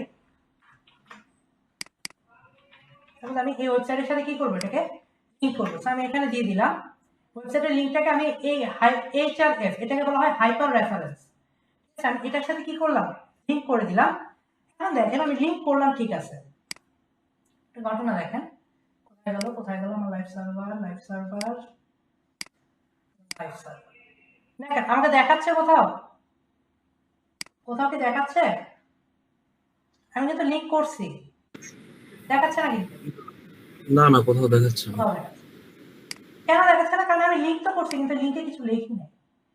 ঠিক আছে, আমি যদি এখানে লিখে দিই our website, visit our website suppose, ওকে, এবার যদি আমি সেভ দিই, দেখেন আমাকে দেখাচ্ছে কি ভিজিট আওয়ার ওয়েবসাইট। এখন যদি আমি এটাকে ক্লিক করি, তাহলে দেখেন আমাকে কোথায় নিয়ে গেল, আমাদের ওয়েবসাইটে টান দিয়ে নিয়ে গেল। এখন দেখেন একটা বিষয়, আমার এই ট্যাবে আছে, সেম ট্যাবে ওপেন হচ্ছে, কিন্তু আমি চাচ্ছি যে আমি এটা সেম ট্যাবে রাখবো না, এটা আমি সেম ট্যাবে রাখবো না, আমি চাচ্ছি নতুন একটা ট্যাব ওপেন হবে। এটা কিভাবে করবো? এটা করার জন্য একটা অ্যাট্রিবিউট দিতে হবে। অ্যাট্রিবিউটটা কোথায় দিতে হবে খেয়াল করেন, স্টার্টিং ট্যাগে। ঠিক আছে, স্টার্টিং ট্যাগের এই যে ক্লোজটা, ক্লোজের আগে দিতে হবে। যদি কোনো অ্যাট্রিবিউট আমি দিতে চাই, কি দিতে হবে, টার্গেট ব্ল্যাঙ্ক। যদি আমি টার্গেট ব্ল্যাঙ্ক দিই, তাহলে দেখেন কি হয়, রিফ্রেশ করলাম, রিফ্রেশ লাগবে না যদিও, এ দেখেন নতুন একটা ট্যাবে এটা কি হলো, ওপেন হলো। ঠিক আছে, ওকে, এটা হচ্ছে আমার টার্গেট ব্ল্যাঙ্ক। এখানে আরো অনেক ধরনের টার্গেট আছে, টার্গেট ব্ল্যাঙ্কটাই ইউজ করে, বাকিগুলো হচ্ছে মানে সেম ট্যাবে ওপেন হওয়ার জন্য। ঠিক আছে, আচ্ছা, এটা গেল আমার অ্যাঙ্কর ট্যাগ। আরেকটা যেটা আছে সেটা হচ্ছে যেটা বেশি ইউজ হয়, আর কি আছে, ইমেজ ট্যাগ, যেটা ইম্পর্টেন্ট। ইমেজ হচ্ছে একটা single tag, sorry open tag, কি বলি ক্লোজ ট্যাগ, এটা হচ্ছে একটা ওপেন ট্যাগ। কেন ওপেন ট্যাগ? এটার কোনো ক্লোজ নাই, এটা এভাবে এরকম নাই, আইএমজি এভাবে কি নাই, দেওয়া নাই। ঠিক আছে, এটা দিলে কি হবে, আমার রং, এটা হবে না। এখানে দেখেন সোর্স বলতে আমার ইমেজটা কোথায় আছে সেটা আমার কি করতে হবে, এখানে দেখাই দিতে হবে। ওকে, দেখাই দিই,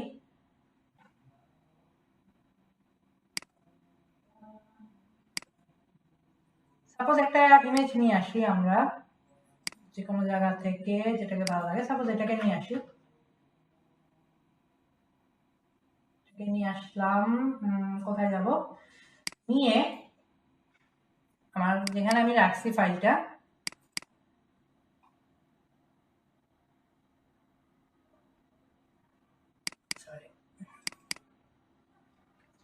এখানে একটা ফোল্ডার বানাইতে পারি।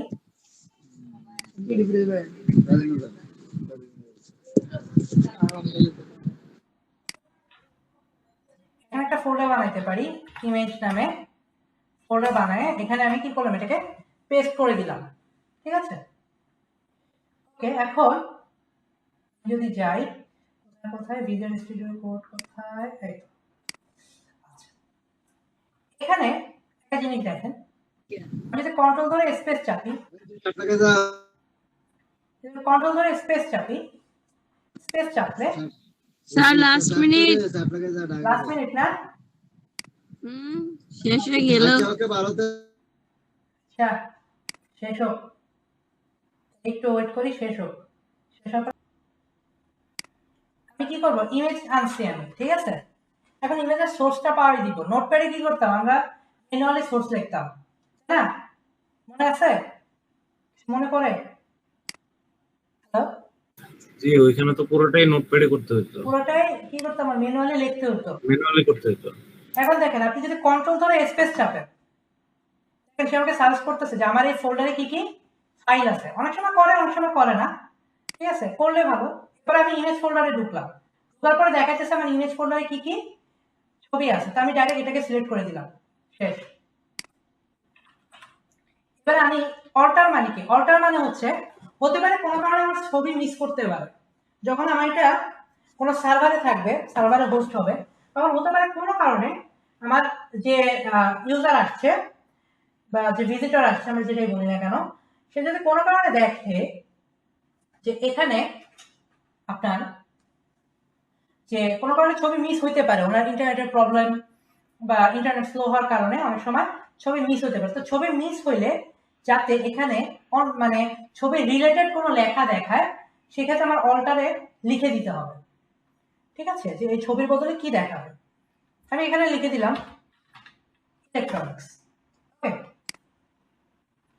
এটা অবশ্যই দিতে হবে, এটা একটা স্মার্ট ইউজ। কারণ কি, কারণ হচ্ছে আমার যখন ওয়েবসাইটটাকে এসইও করা হবে, আমার বডি মুছে গেছে না, যখন আমার হচ্ছে মানে যখন আমার এসইও করা হবে, এসইও করা হলে গুগল কিন্তু এই অল্টার ইয়ারটাকে একটা, এই অল্টারের যে কিওয়ার্ডটা থাকবে সেটাকে সে একটা কিওয়ার্ড হিসেবে ধরে আমার ছবিটাকে দেখাবে। তো সেক্ষেত্রে অল্টারটা অবশ্যই দিয়ে দেওয়ার চেষ্টা করবে। আচ্ছা, এবার যদি আমি আসি, ছবি দেখাইতেছে, জি দেখাচ্ছে। চলে আসছে।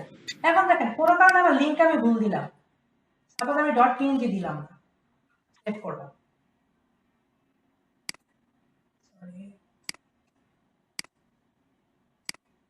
সেভ করলাম, আমি গেলাম, দেখেন আমার ছবি মিসিং আছে, কিন্তু কি দেখাইতেছে, ইলেকট্রনিক্স, অর্থাৎ এখানে ইলেকট্রনিক্স রিলেটেড কোনো কি ছবি আছে, যেটার কোনো কারণে মানে লিঙ্ক পাচ্ছে না বা কোনো ধরনের প্রবলেম হয়েছে।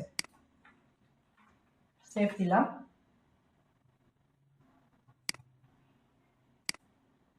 এবার আবার কি হয়েছে, চলে আসছে। এখন দেখেন ইমেজের সাইজ কি, যা বড়, এতে কি লাগে, বিশ্রী লাগে। এখন এটাকে সাইজিং করব কিভাবে,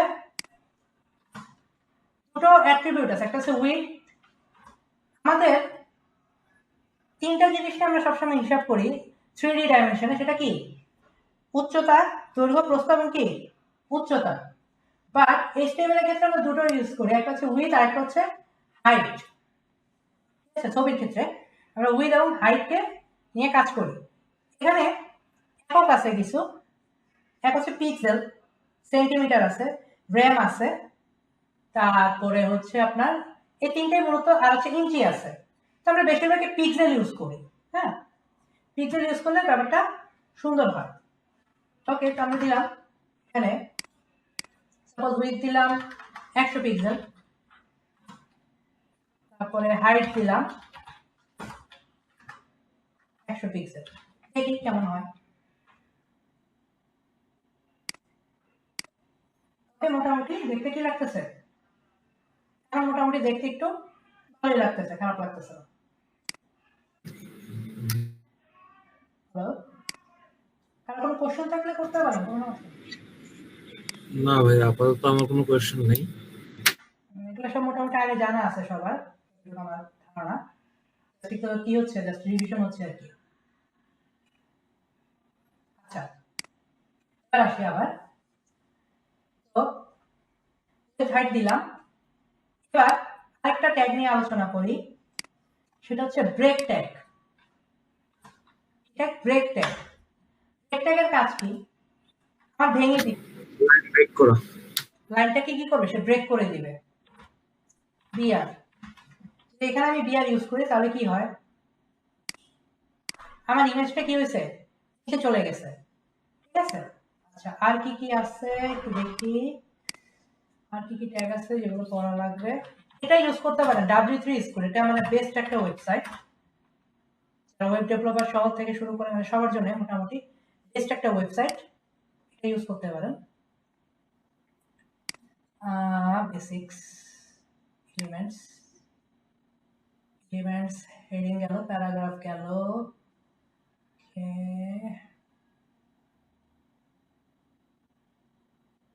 HTML6, okay, paragraph,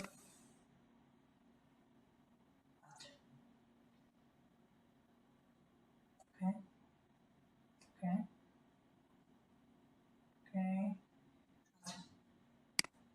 এবার দেখেন, আমি চাচ্ছি যে আমার এই ইয়াগুলো, ওয়ার্ড লেখাগুলা, এটা হচ্ছে আপনার সেন্টারে যাবে। কিভাবে যাওয়া, অ্যালাইন সেন্টার।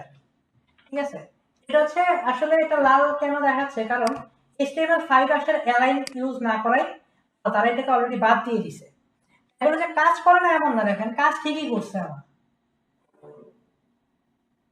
বাট সে আমাকে ওয়ার্নিং দিচ্ছে যে কাইন্ডলি এটা ইউজ করবেন না। এই যে কাজ করছে কিন্তু সে আমাকে কি দিচ্ছে, একটা ওয়ার্নিং দিচ্ছে যে আপনি এটা ইউজ করেন না। তাহলে আমরা মাঝখানে নিব কিভাবে, আমরা ইউজ করবো সিএসএস এ, যখন আমরা ইউজ করবো আমরা সিএসএস এ ইউজ করে এটাকে মাঝখানে নিতে পারবো, সমস্যা নাই। মার্জিং প্যাডিং এবং মার্জিং প্যাডিং ইউজ করে আমরা এটাকে মাঝখানে নিতে পারবো, নট এ প্রবলেম। ঠিক আছে, আচ্ছা একটা যেটা আছে স্টাইল অ্যাট্রিবিউট। স্টাইল অ্যাট্রিবিউট দিয়ে কি করে, স্টাইল অ্যাট্রিবিউট দিয়ে আমরা সিএসএস স্টাইল দিতে পারি। সাপোজ এটার কালার কি হবে, দেখতে কেমন হবে, কালার দিলাম, সাপোজ আমি যদি এটাকে রেড দিই, সেভ দিই, দেন যদি আমি রিফ্রেশ করি, কালার কি হয়ে গেছে, এটা রেড হয়ে গেছে। এটা হচ্ছে স্টাইল অ্যাট্রিবিউটের কাজ। দেন একটা যেটা গুরুত্বপূর্ণ জিনিস, HTML কমেন্টস। কমেন্টস কি, আমার প্রোগ্রাম, আমার HTML কোড হতে পারে, ইয়া বড় লাইনের কোড আমার হতে পারে। এখন অনেক সময় দেখা যায় কি, আমার মনে নাও থাকতে পারে যে আমি কি ইউজ করবো, মানে সরি এটা আমি কি কারণে ইউজ করলাম, আমার কারণটা কি এটা ইউজ করার। ঠিক আছে, অনেক সময় মনে নাও থাকতে পারে। এই ক্ষেত্রে আমি কি করব, এই ক্ষেত্রে কমেন্ট করে নিতে পারি। কিভাবে, ইজি ওয়ে দেখাই দিই। কারণ আমি এটাকে কমেন্ট করব, ইট ইজ হেডিং 2, সিলেক্ট করলাম, কন্ট্রোল ধরে প্রশ্নবোধক চিহ্ন যেখানে আছে অর্থাৎ ওয়ার্ড সাইন, ওখানে ক্লিক করব, অটোমেটিক পুরো লাইনটা কি হয়ে গেছে, পুরো লাইনটাকে আমি বানাই দিছি, কমেন্ট বানাই দিছি। এখন আমি যদি পুরো লাইন না চাই তাহলে কি করতে পারি, এখানে দিতে পারি, কিভাবে দেয় দুটো আমি ওইভাবে দিই না কখনো, জাস্ট ইয়ে করি, ডাইরেক্ট দিয়ে দিই। আচ্ছা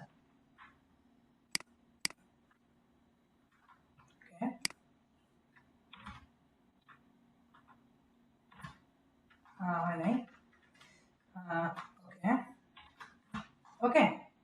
অর্থাৎ আমার প্রথমে এক্সক্লেমেশন সাইনটা দিতে হবে, তারপর দুইটা হাইফেন দিব, দিয়ে যাকে কমেন্ট করতে চাই, মানে যা কমেন্ট করতে চাই সেখানে মাঝখানে লিখে আবার শেষে একটা এক্সক্লেমেশন সাইন দিয়ে তারপরে কি করতে হবে, দুটো হাইফেন দিয়ে দিলে কি হবে, এটা কমেন্ট হয়ে যাবে।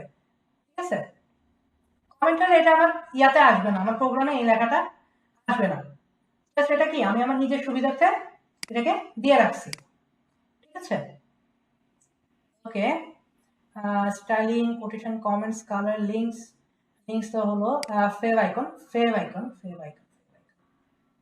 ফেভ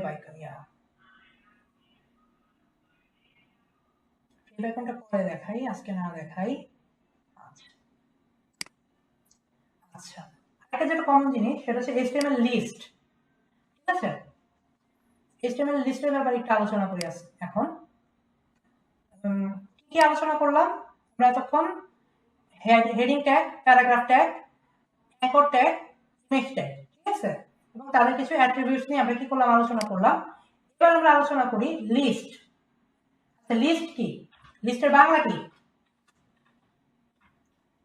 বলতে পারবেন? লিস্টের বাংলা তালিকা। তালিকা। কারণ HTML আবার তালিকা করা কি হতে পারে, দরকার হতে পারে। এটা দরকার সবচেয়ে বেশি হয় মেনু বানাইতে গেলে। যখন আমরা মেনু বানাইতে যাব, মেনু বানাইতে গেলে লিস্টের সবচেয়ে বেশি দরকার হয়। তিন চারটা জিনিস সবচেয়ে বেশি হিট করেন, হেডিং, প্যারাগ্রাফ, তারপরে ইমেজ, এরপর হচ্ছে টেবিল, ফর্ম, আর হচ্ছে লিস্ট। এগুলো খুব ইম্পর্টেন্ট, ঠিক আছে। ওকে, আমরা শুরু করি। হ্যাঁ, ওকে। লিস্ট, লিস্ট দুই ধরনের আছে, একটা হচ্ছে অর্ডার লিস্ট আর একটা হচ্ছে আনঅর্ডার লিস্ট। অর্ডার লিস্ট কেমন? অর্ডার লিস্ট হচ্ছে আমার যেটা ক্রম থাকবে, অর্থাৎ 1 2 3 4 5 6 এভাবে সিরিয়াল থাকবে, সেটা হচ্ছে আমার অর্ডার লিস্ট।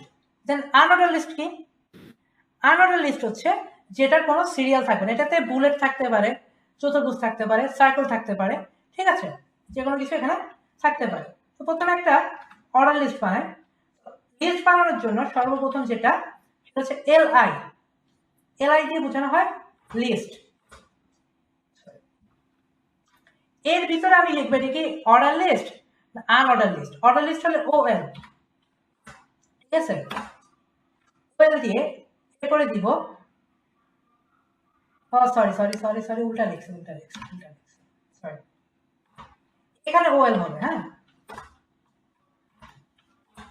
এখানে ওএল হবে, এখানে এলআই হবে, ঠিক আছে। ওএল মানে আনঅর্ডার লিস্ট, এখানে এলআই হবে।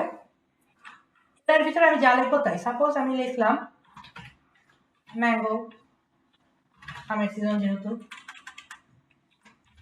এরপরে লিখলাম লিচি, তারপর লিখলাম জ্যাকফ্রুটস। ওকে, ডান, এতটুকু থাক। সেভ করলাম, খেয়াল করি। তারপরে কি দেখাচ্ছে যে 1 2 3 4 করে এইভাবে আমাকে কি দেখাচ্ছে, ক্রম অনুসারে। এখন এটাকে চেঞ্জ করা যায়, এটার স্টাইলটাকেও চেঞ্জ করা যায়, এটার স্টাইলটাকেও চেঞ্জ করা যায়। অপশন এখানে দেখায় নাই। আচ্ছা, এটা আমরা দেখবো পরে স্টাইল কিভাবে চেঞ্জ করবো এটা। নাও এবার কি দেখা যায়? যাদের স্ক্রিন দেখা যাচ্ছিল না তারা কি এবার কি দেখতে পাচ্ছেন? জি ভাইয়া দেখা যাচ্ছে। ভালো কথা। আসমা কই? আউট হয়ে গেছে।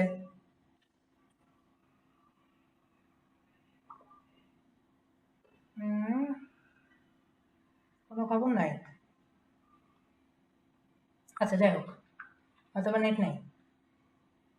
ওকে, এবার আসি আনঅর্ডার লিস্টে। ইউএল দিয়ে আমি আনঅর্ডার লিস্ট বুঝাবো, আর হচ্ছে ওএল দিয়ে অর্ডার লিস্ট বুঝাবো। ওকে, এলআই এখানে দিলাম,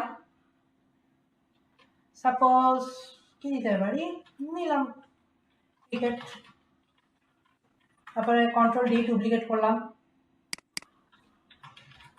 ফুটবল, তারপরে কন্ট্রোল ডি ডুপ্লিকেট করলাম, cricket, football, hockey, just practice. Save করলাম, ঠিক আছে। সেভ করে এবার আমরা আউটপুটটা দেখি। এটা দেখাচ্ছে এখানে বুলেটস আসছে, এখানে কোনো নাম্বার আসে না, ঠিক আছে। ওকে, আচ্ছা, এবার হচ্ছে এটা আমি পাল্টাবো কিভাবে, এটা স্টাইলটা কিভাবে পাল্টাবো। স্টাইল পাল্টানো যায়, সিএসএস এ দেখাবো, এখন না, এখন দেখালে অতটা বুঝবেন না। সিএসএস এর সময় দেখাবো একদম ওখানে কিভাবে স্টাইল চেঞ্জ করা যায়। ওকে, তোমরা লিস্ট বুঝলাম মোটামুটি? জি ভাইয়া। এবার আমরা দেখি, আমরা অনেক সময় এক্স স্কোয়ার কিভাবে লিখবো। হ্যাঁ, অনেক সময় দরকার পড়তে পারে, আমার এক্স স্কোয়ার লেখার দরকার পড়তে পারে। সাপোজ একটা পি নিলাম, এক্স এর উপরে আমি 2 লিখবো। কিভাবে লিখবো? এটাকে বলা হয় সুপারস্ক্রিপ্ট। একটা হচ্ছে সুপারস্ক্রিপ্ট, একটা হচ্ছে সাবস্ক্রিপ্ট, ঠিক আছে।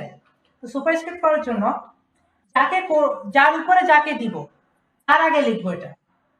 যেমন আমি এক্স এর উপরে 2 কে দিব, ঠিক আছে, অর্থাৎ এক্স স্কোয়ার বানাবো, সেক্ষেত্রে কি লিখবো? সেক্ষেত্রে এখানে লিখবো সুপার, SUP লিখলে হয়ে যাবে, 2টাকে এটার ভিতরে ঢুকাই দিই, সেফটি খেয়াল করি, এই যে এক্স স্কোয়ার হয়ে গেছে। এখন আমি যদি 2টাকে এবার নিচে দিতে চাই তাহলে কি করতে হবে? সাবস্ক্রিপ্ট। ওকে, সাবস্ক্রিপ্ট করতে হবে। এটাকে কপি করলাম, আমি সাপোজ আমি লগ 10 লিখবো, লগ দিলাম, লগ দিয়ে 10 দিলাম, এটাকে জাস্ট চেঞ্জ করে SUB লাগাই দিই, শেষ। ব্যাস, এটা আমার কি হয়েছে, নিচে চলে আসছে, ঠিক আছে। এটা একটা ইম্পর্টেন্ট। মোটামুটি আরেকটা আছে যেটা, সেটা হচ্ছে আর কি আছে বাকি, আর কিছু বাকি, হ্যাঁ আছে। HTML5 এর কিছু এলিমেন্টস আছে নতুন, এগুলো কি কিছু এলিমেন্টস আছে, যেমন সাপোজ হেডার, ঠিক আছে। এটার ভিতরে আমরা হেডারে যা লিখবো সব এটার ভিতরে থাকবে। দেন লাস্টে থাকে কি ফুটার, ঠিক আছে, হেডার এবং ফুটার, এবং মাঝখানে থাকে হচ্ছে সেকশন, ঠিক আছে।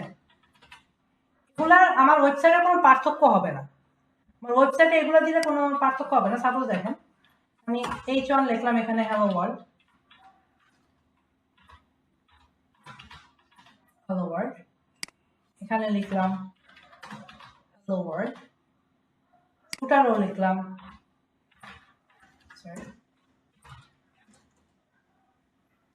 দিতে হবে এখানে,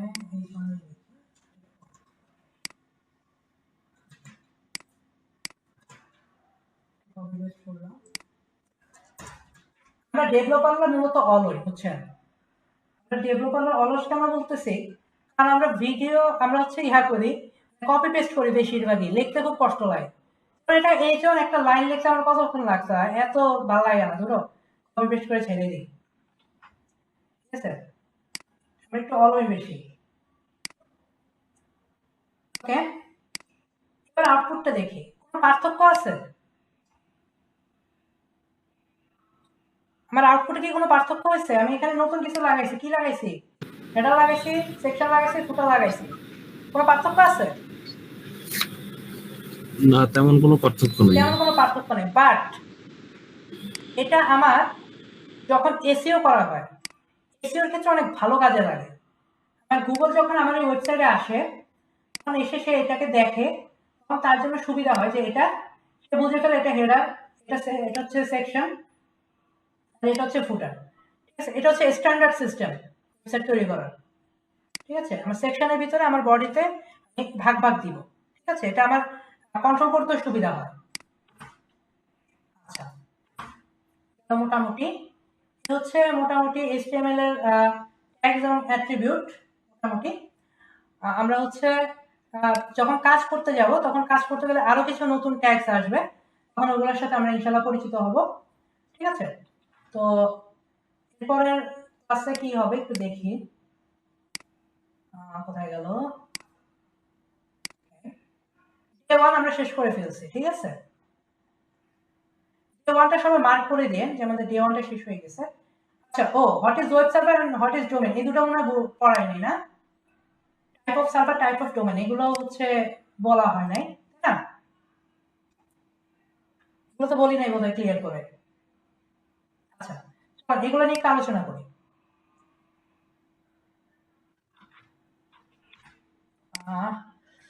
কোথায়,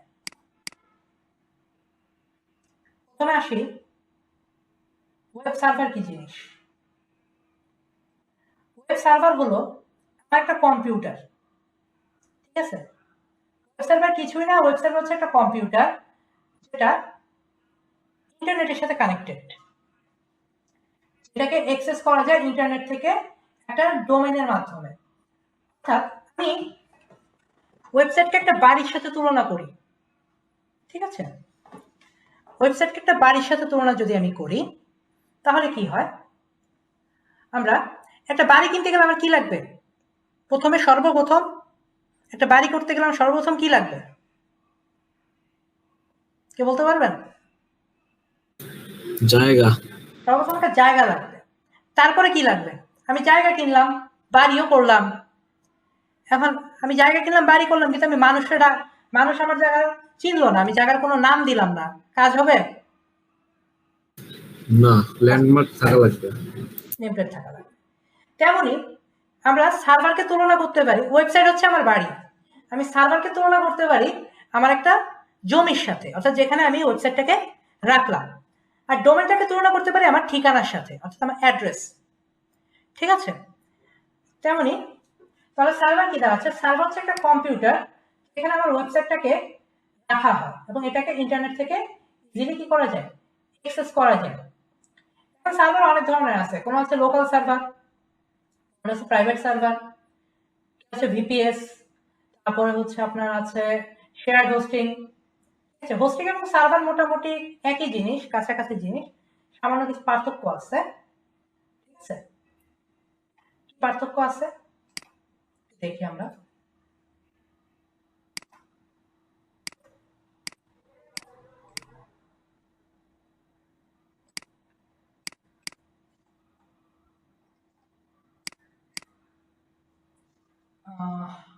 আচ্ছা, এত কষ্ট না করি।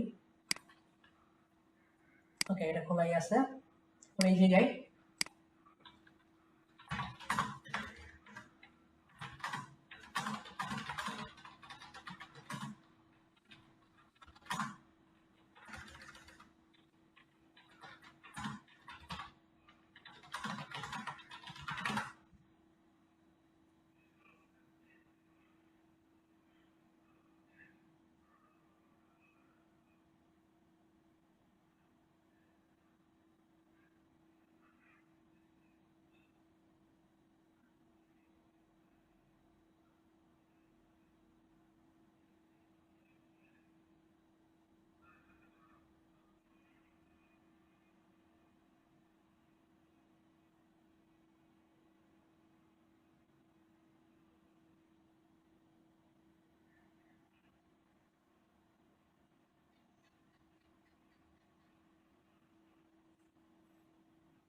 আচ্ছা, দেখেন আমি ওরা জিজ্ঞেস করলাম যে what is difference between server and hosting, আমাকে ক্লিয়ার করে সব অ্যান্সার দিয়ে দিয়েছে।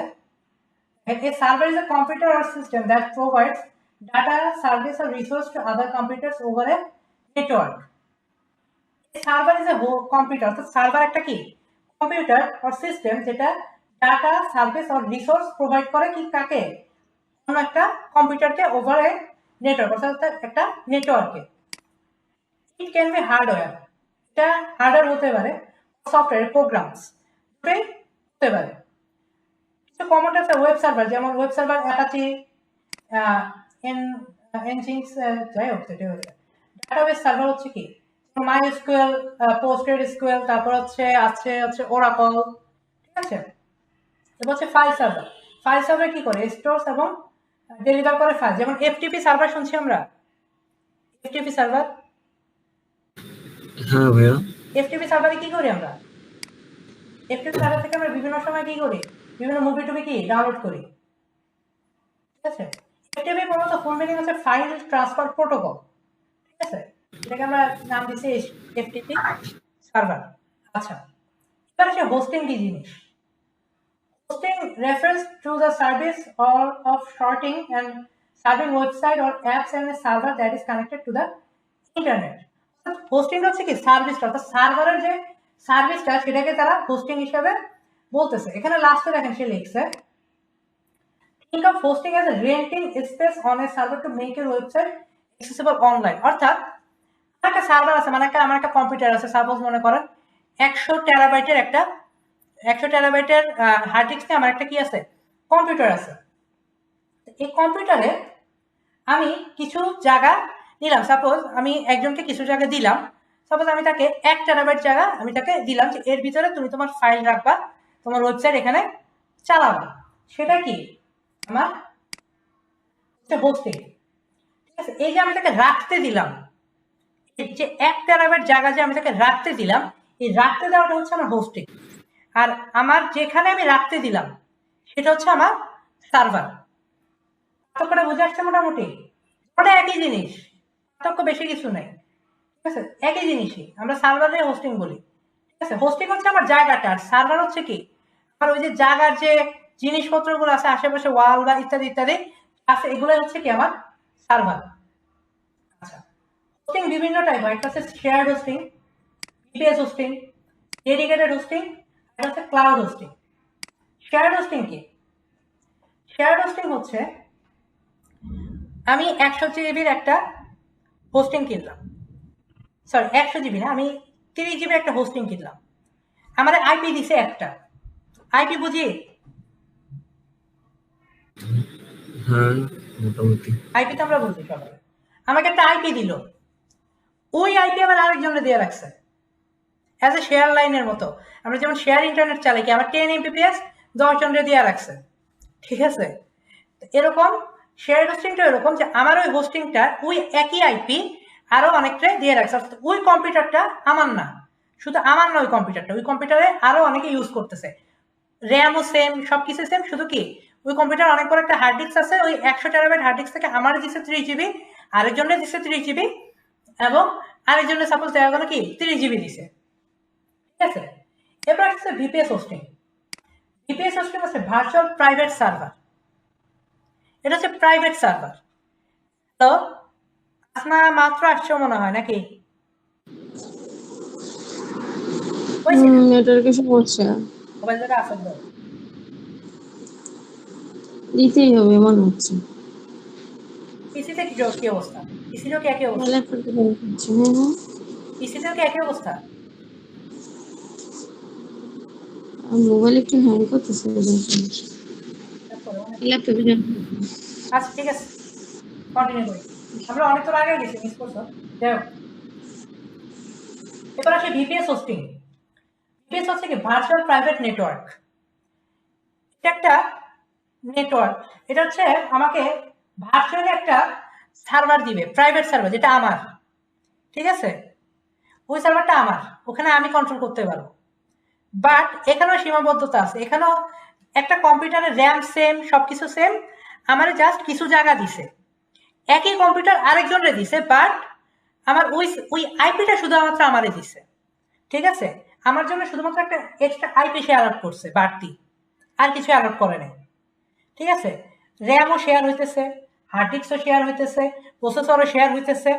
জাস্ট কি আমাকে একটা এক্সট্রা আইপি দিচ্ছে, আইপি থেকে আমি আলাদাভাবে আমার নিজের কম্পিউটার দিছে। এখন এই ভিপিএস হোস্টিং এবং শেয়ার হোস্টিং, এই দুটো হোস্টিংই দু ধরনের অপারেটিং সিস্টেম চলতে পারে। একটা হচ্ছে লিনাক্স, একটা হচ্ছে উইন্ডোজ। লিনাক্সের নাম, লিনাক্স তো চিনি নাকি? জি ভাইয়া। আপু দেখে কোনো রেসপন্স করে না, পারভিন আপুর কোনো খবর নাই, আছে না ঘুমাই গেছে তাও বুঝতেছি না। স্যার আসি।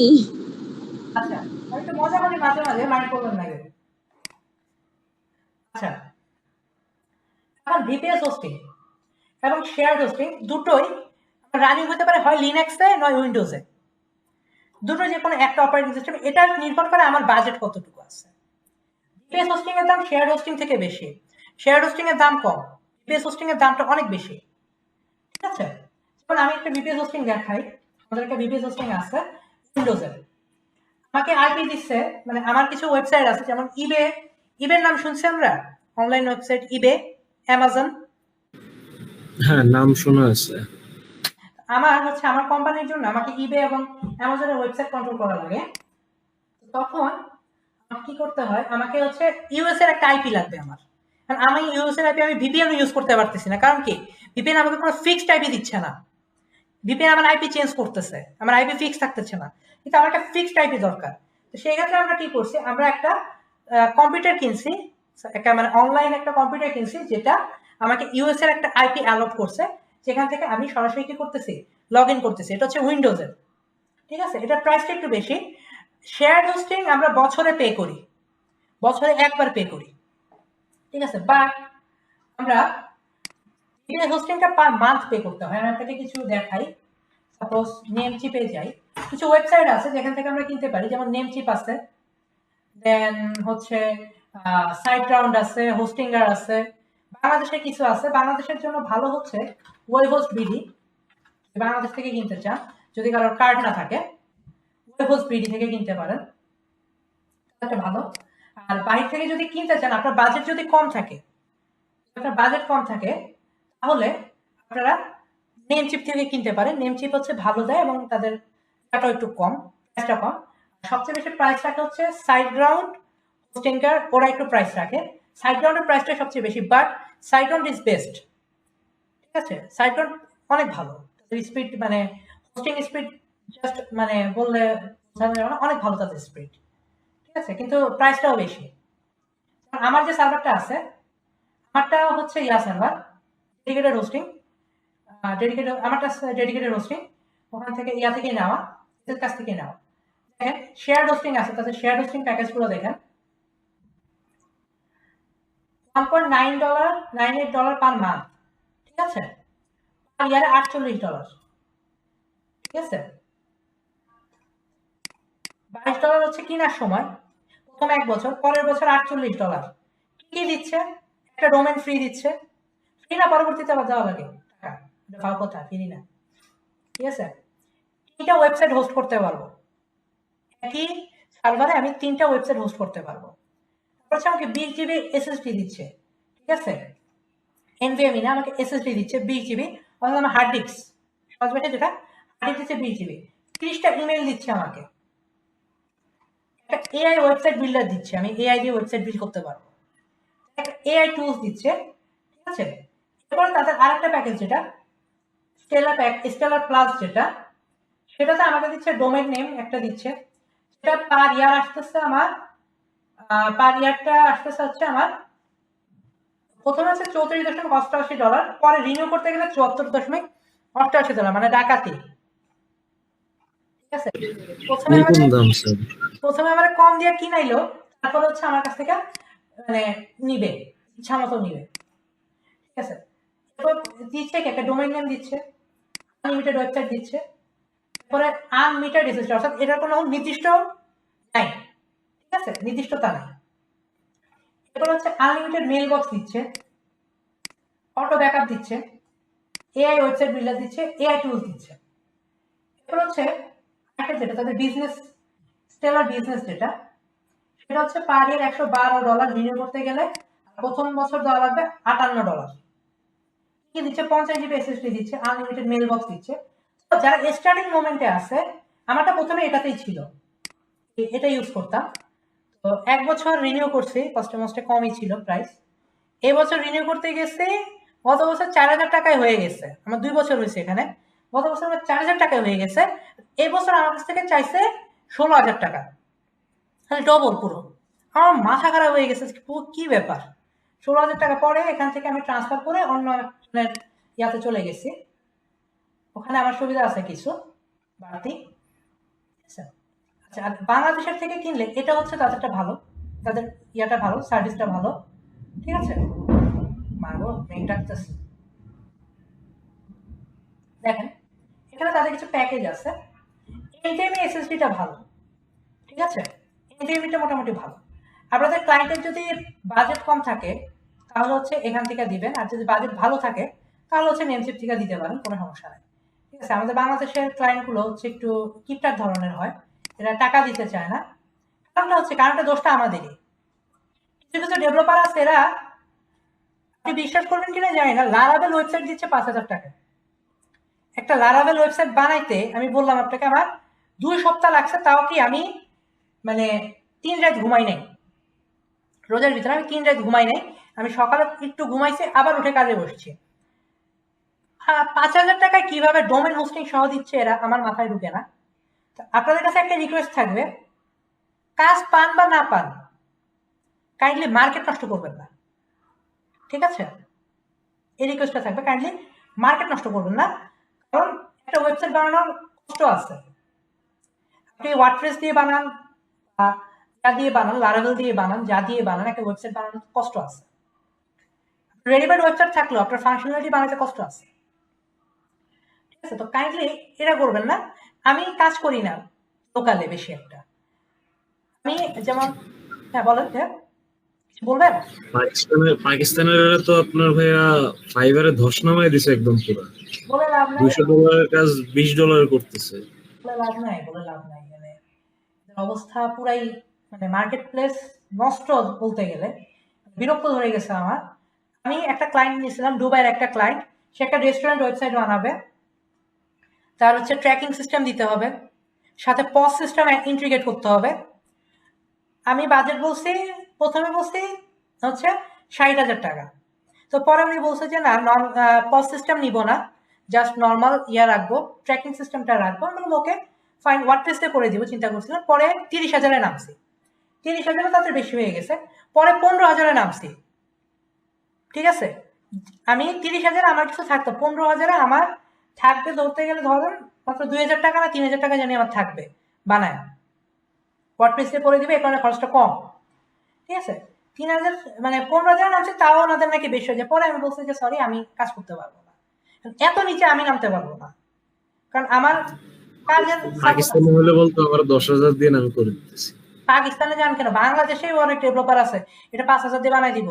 কি করবো জানেন, আপনার হচ্ছে ক্র্যাক কিছু থিম আছে, বুঝছি তাসলিমা আক্তার, বুঝছি সেকেন্ড, তাসলিমা আপুর সম্ভবত নেটে সমস্যা করতেছে।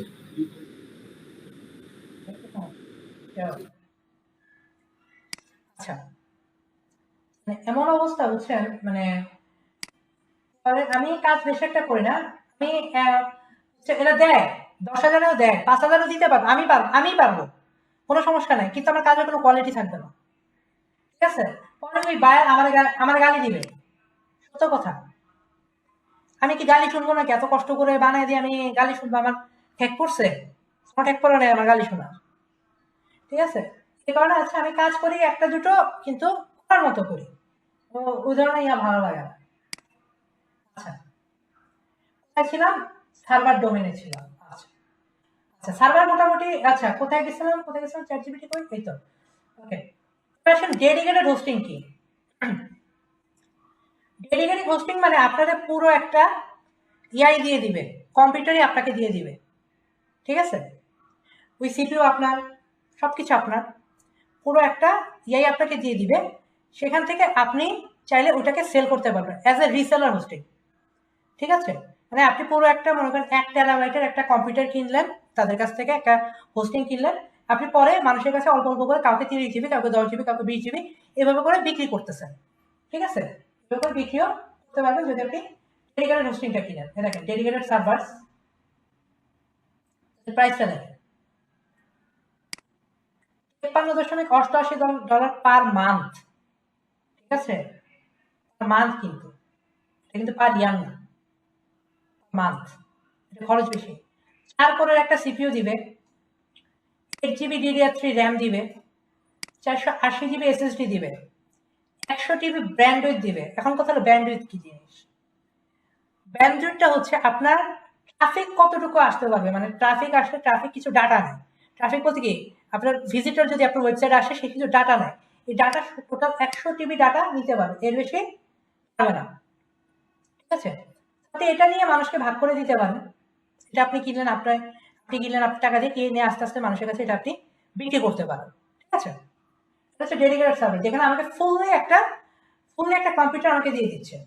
শেয়ার হোস্টিং এ বা বিপিএস হোস্টিং এ আমার এটা চুজ করার কোনো অপশন নেই, যে আমার সিপিইউ কি হবে, কি হবে, এগুলো চুজ করার কোনো অপশনস নেই। এখানে আপনার চুজ করার অপশন আছে, ঠিক আছে? দেন ক্লাউড হোস্টিং। ক্লাউড হোস্টিং হচ্ছে বর্তমানে সবচেয়ে জনপ্রিয় একটা মাধ্যম, ক্লাউড হোস্টিং। ক্লাউড হোস্টিং আমরা হচ্ছে অ্যামাজন AWS আছে, মাইক্রোসফটের অ্যাজুরে আছে, সেগুলো হচ্ছে ক্লাউড হোস্টিং, ওকে? আচ্ছা, হোস্টিং ক্লিয়ার হয়েছে? কোশ্চেনস আছে হোস্টিং এর ব্যাপারে? না ভাইয়া, ক্লিয়ার আছে।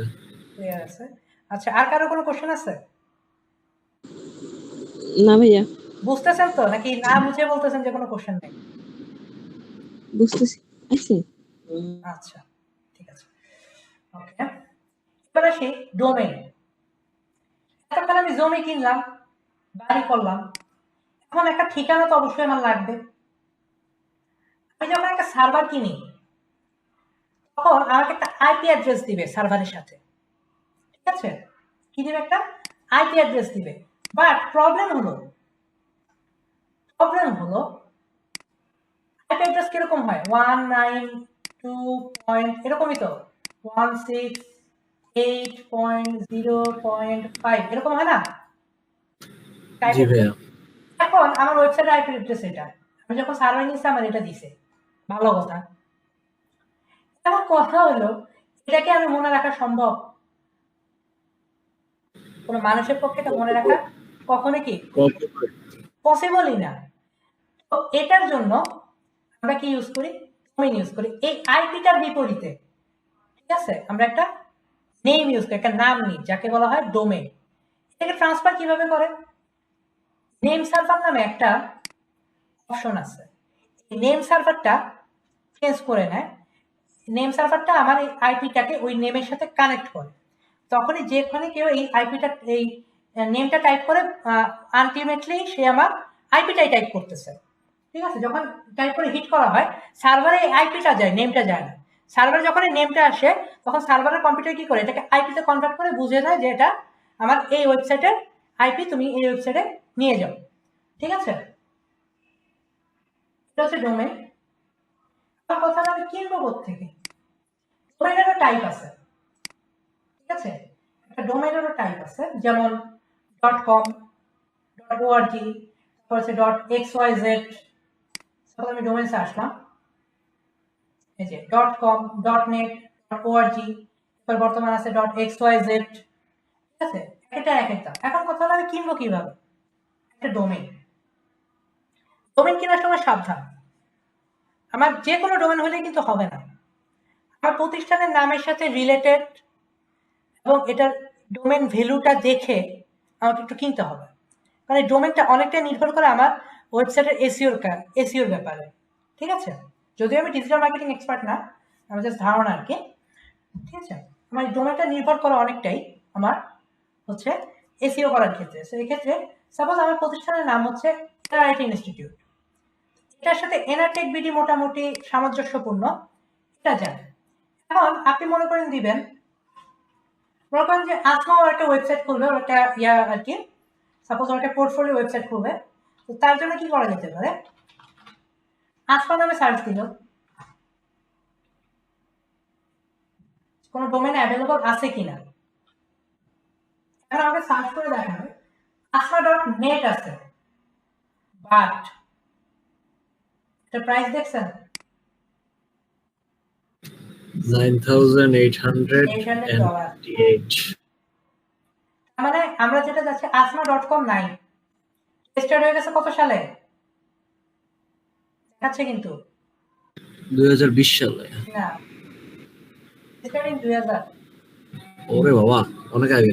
অনেক আগে। এবং এটা ডোমেন ভ্যালু সেই, যদি এই ডোমেনটাকে রিসেল করে এটা ভ্যালু ভালো হবে যদি ওয়েবসাইট এসইও থাকে এবং ভালো পজিশনে থাকে, ঠিক আছে?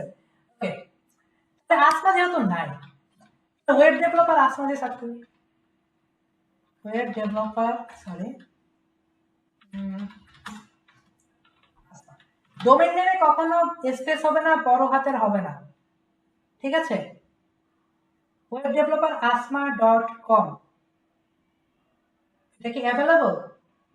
হ্যাঁ, এটা অ্যাভেলেবল, করেন, এটা অ্যাভেলেবল, এটা একটু কাট করা যাবে।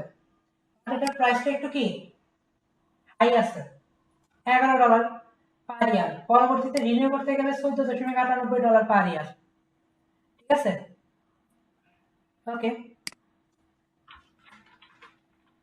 একটা সার্চ দিই আমরা, আরেকটা ছিল ilekai.com, এটা আমার আগের একটা ই-কমার্স ওয়েবসাইট ছিল যেটা বন্ধ করে দিয়েছি, ঠিক আছে? ilekai.com এটা অলরেডি আছে, ঠিক আছে? এটা অলরেডি তার কাছে আছে, আমি কিনছিলাম, অথবা এটা বন্ধ হয়ে গেছে, যাই হোক, ঠিক আছে? এবার আমি এনারটেক বিডি নিয়ে রাখছি, দেখেন এটা পাবেন কিনা। এনারটেক আছে, কি বলতেছে enartech.bd, আপনি চাইলে আমাকে অফার দিতে পারেন, ঠিক আছে, যে আমার ওয়েবসাইটের পজিশন ভালো থাকে, ট্রাফিক এটাতে ভালো আসে, আপনি আমাকে অফার দিতে পারেন যে আমি এটা কিনতে চাই।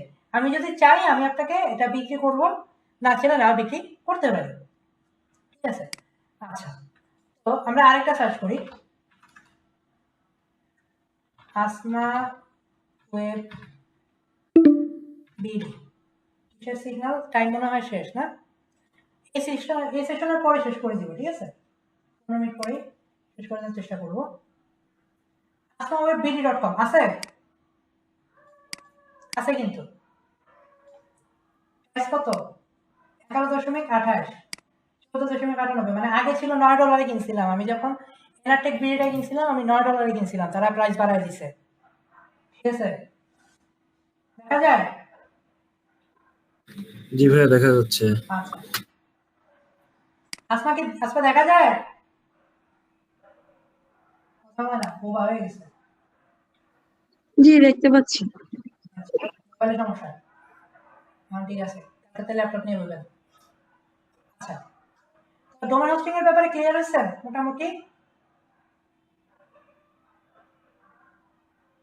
হ্যালো হ্যালো, বুঝলি ভাইয়া? ডোমেন হোস্টিং এর ব্যাপারে ক্লিয়ার হয়েছেন সবাই? জি ভাইয়া জি। আচ্ছা ঠিক আছে, থাকেন তাহলে আলহামদুলিল্লাহ ভালো।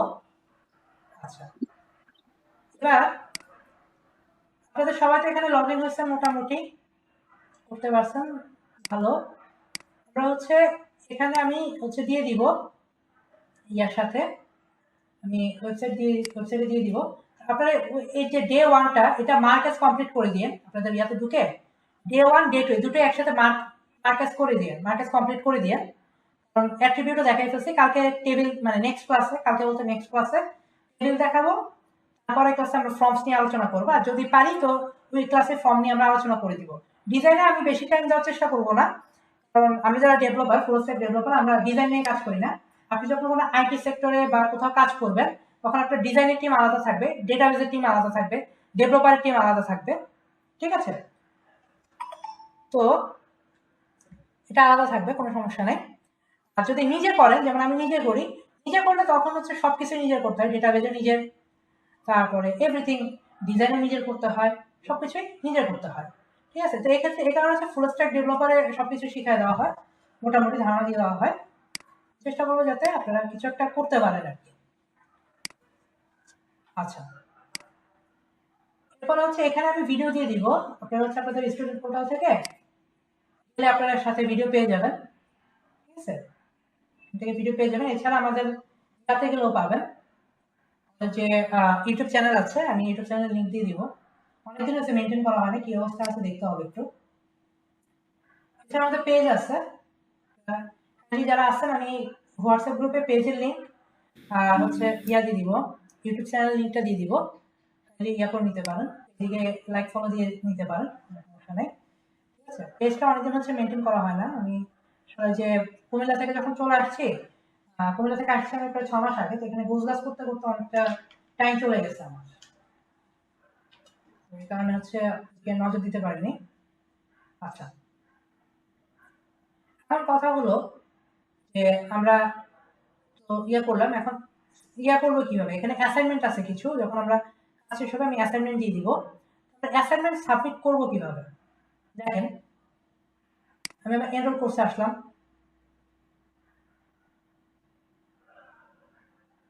স্টার্ট লার্নিং এ চলে গেলাম, তাহলে এটাকে আমি মার্ক করে দিলাম, যেহেতু এটা পড়ানো শেষ আমি মার্ক করে দিলাম, মার্ক এস কমপ্লিট, দেন এটাতে ক্লিক করলাম, এটাতে ক্লিক করে এটাকে মার্ক এস কমপ্লিট করে দিলাম।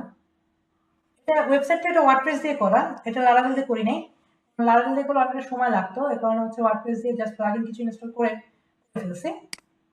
দেখেন এখানে খেয়াল করেন, অ্যাসাইনমেন্ট 1, এখনই অ্যাসাইনমেন্টে যায় না, দরকার নাই, ঠিক আছে। ডিউরেশন দেওয়া হচ্ছে 1 সপ্তাহ, ঠিক আছে। ডেডলাইন কি? 5 দিন 22 ঘন্টা পরে ডেডলাইন, সমস্যা নেই। টোটাল মার্ক 10, পাসিং মার্ক 5, আপনারা কি করবেন, এখানে আছে প্রথমটা হচ্ছে make a transfer from using HTML আর সিএসএস। এটা হচ্ছে আমরা দেখাবো কিভাবে বানাতে হয়। কি করবেন, এখানে স্টার্ট অ্যাসাইনমেন্ট সাবমিটে ক্লিক করলে এখানে স্টার্টে ক্লিক করবেন। ক্লিক করার পরে আপনি কাজ করবেন, কাজ করে আপনার হচ্ছে কাজের স্ক্রিনশট, দেন হচ্ছে আপনি আপনার কাজের স্ক্রিনশটটা দিবেন, অ্যান্ড দেন হচ্ছে আপনার সোর্স কোডটা এখানে আপলোড করে দিবেন। ঠিক আছে, তাহলে হচ্ছে আমি বুঝতে পারবো যে আপনি করছেন। এখন কেউ যদি ফাঁকি দেওয়ার ইচ্ছা থাকে চ্যাট জিপিটি থেকে নিয়ে কপি পেস্ট করে করতে পারেন, বাট ধরা খাবেন। এখন কথা হলো কিভাবে ধরা খাবো। স্যার চ্যাট জিপিটি মাঝখানে যে ভুল করে বলার বাইরে। ও ভুল করে, ভুল করবে, অনেক সময় বুঝতে পারে না। আমি বলছি একটা, ও বুঝার একটা। চ্যাট জিপিটি নিয়ে যদি করেন, ও কিছু অ্যাডভান্স লেভেলের প্রোগ্রামিং, অ্যাডভান্স লেভেলের কাজ দিবে, যেটা দেখলে বুঝে বলবো যে এটা আপনি চ্যাট জিপিটি দিয়ে করছেন। ঠিক আছে, আচ্ছা ঠিক আছে, তাহলে আজকে এই পর্যন্তই। আমি ভিডিও